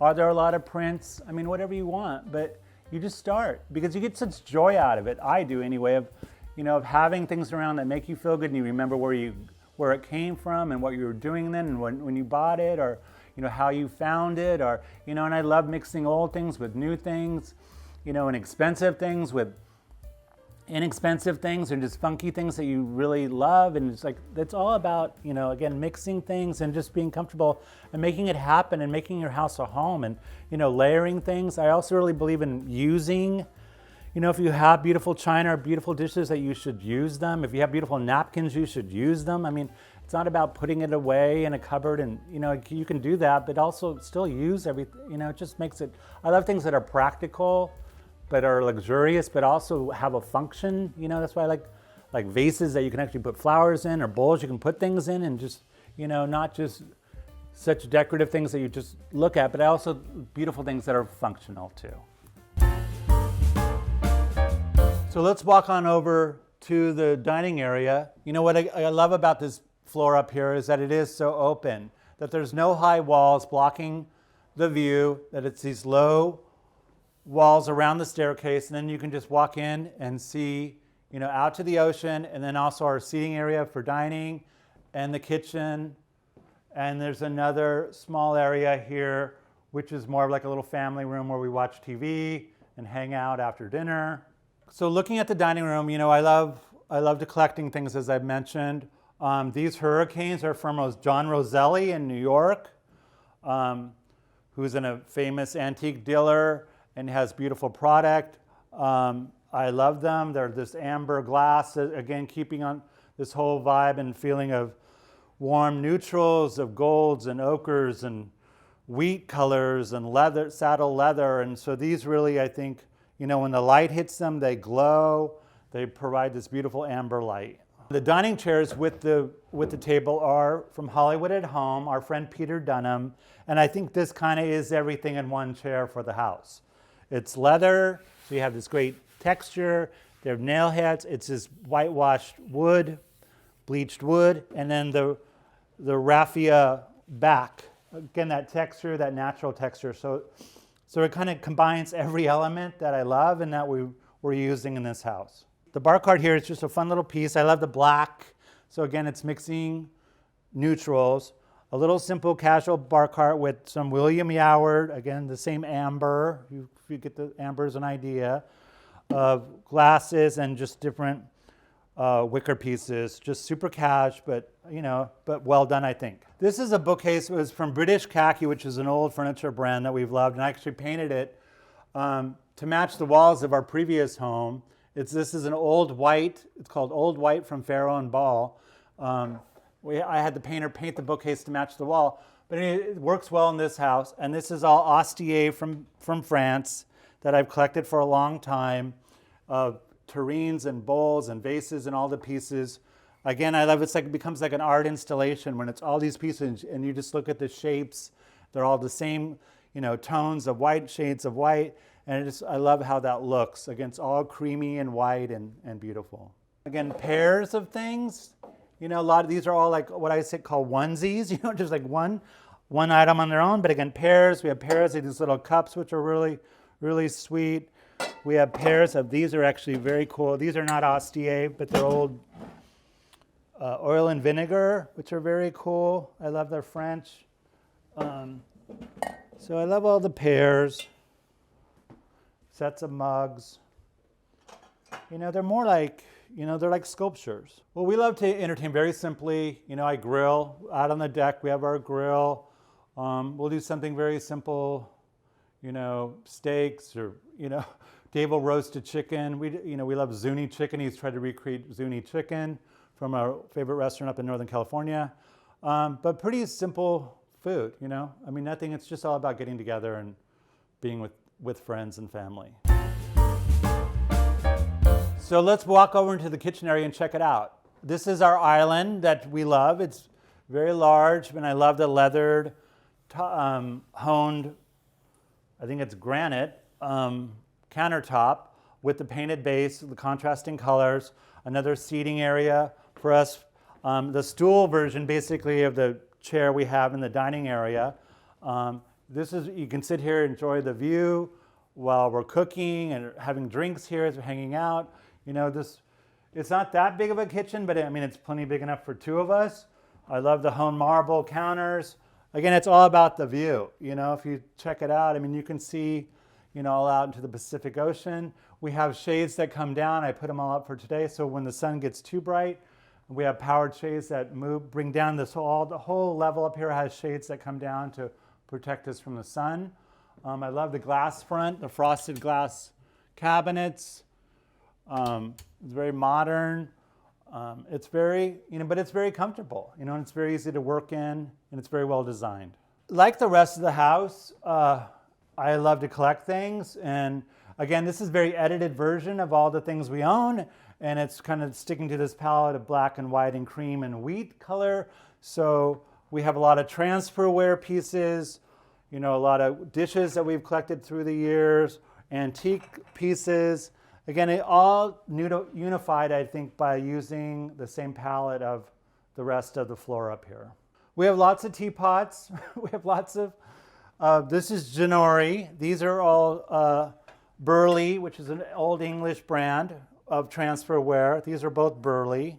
Janori, different, again, this is Janori, which I love, this whole collection of all the black and white. It's really pretty. These are Jolla, actually, which is my favorite brand, so we actually sell in our store. I love these cups. And again, different pieces, bamboo mixed in. This is Jolla also. Again, it just, the mix of different sizes and shapes and textures, that's what it's all about to me. More rugs. What I think this does, again, we had this, I did a black border in here just because I thought it would be a nice little change. And then layering indoor-outdoor rugs. These are Dash and Albert, which work really well in kitchens, I think, because you can clean them, they're washable, they hold up much better. So this is an indoor-outdoor Dash and Albert rug. I think that's it for the kitchen. Let's take a look into the little seating area, where again, we have a lot of furniture, but I think we've, again, organized it that it makes sense and it's livable. We have this kind of more open space, again, another collection, and this is where people start to think we have there's a lot of stuff, but again, it's things I've loved and collected. Again, it's another whole set of pitchers and bowls and vases, more casual. So a little statement there. Another small seating area with this unusual fiberglass painted faux base, stone base, with more elegant chairs. These are actually from Mark Sykes' collection of furniture, which we did in leather, upholstered in leather. Again, a more rustic piece. We had this up in Napa in California, St. Helena, California, mixed with more modern lighting. This really cool, again, texture, picking furniture that fits in spaces. The round really helps, it makes it easy to get around, to move around. It no sharp corners. I love round tables. And then slip-covered furniture in this grayish linen. These are actually James Purse sofas and chairs that we had not recovered, but just slip-covered. Actually, there's the old cover. It was a little lighter. I did more of a gray. And then lots of pillows, but very tonal, to me, very simple. And it just makes a very inviting space to hang out in. We did bring color in through the art and a lot of paintings. So I love how these all sit together. They all kind of have this goldish frames. There's, so there is something tying them together, and they're more, I love the boats. This guy at the beach. This guy I think is really great. I just love the colors of him. And then a more modern abstract piece. Again, art brings so much life to a room and changes everything. And if you're looking for soul and feeling, and art is it. Tons of pillows.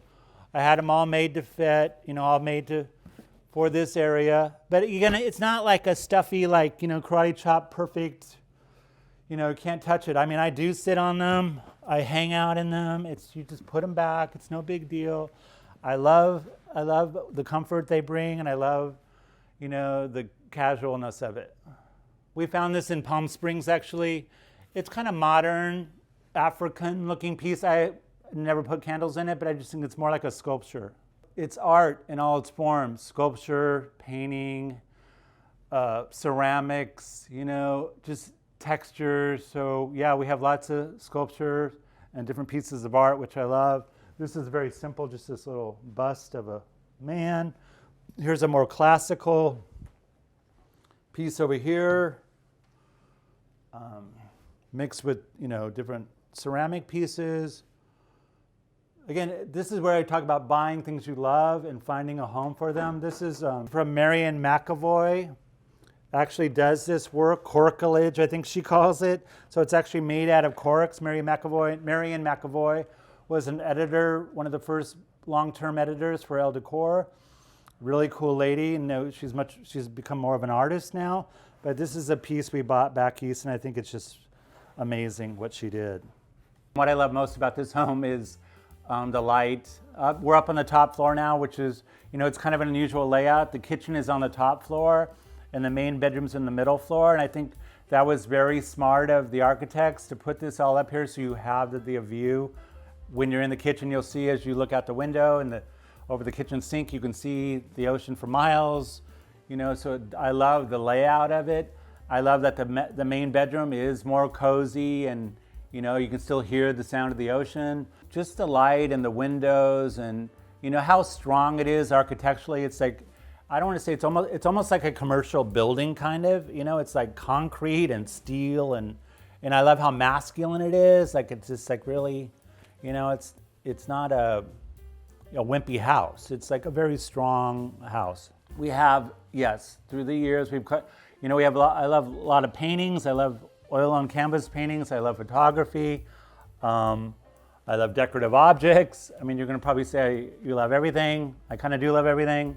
But not everything really, but I do love a lot of stuff. But yeah, as we walk through, you can see it's pretty edited now for the shop. We've had a lot of things in storage for years, and we're bringing everything out that we've had for the store. And we have a lot of art in the store, and actually we've been selling a lot of art because I think people, again, are looking for things that mean something and have a soul and have a history and have a feeling to them. And I think they're hard to find if you just buy ready-made prints of things that are sold by the thousands. It's not quite the same. It's still, I think, a great thing to do and a great way to start and to add color or personality to your home. But people love old things and love things that have a character to them. So I'm excited now to show you upstairs. We have this amazing 360 view from the roof of our house.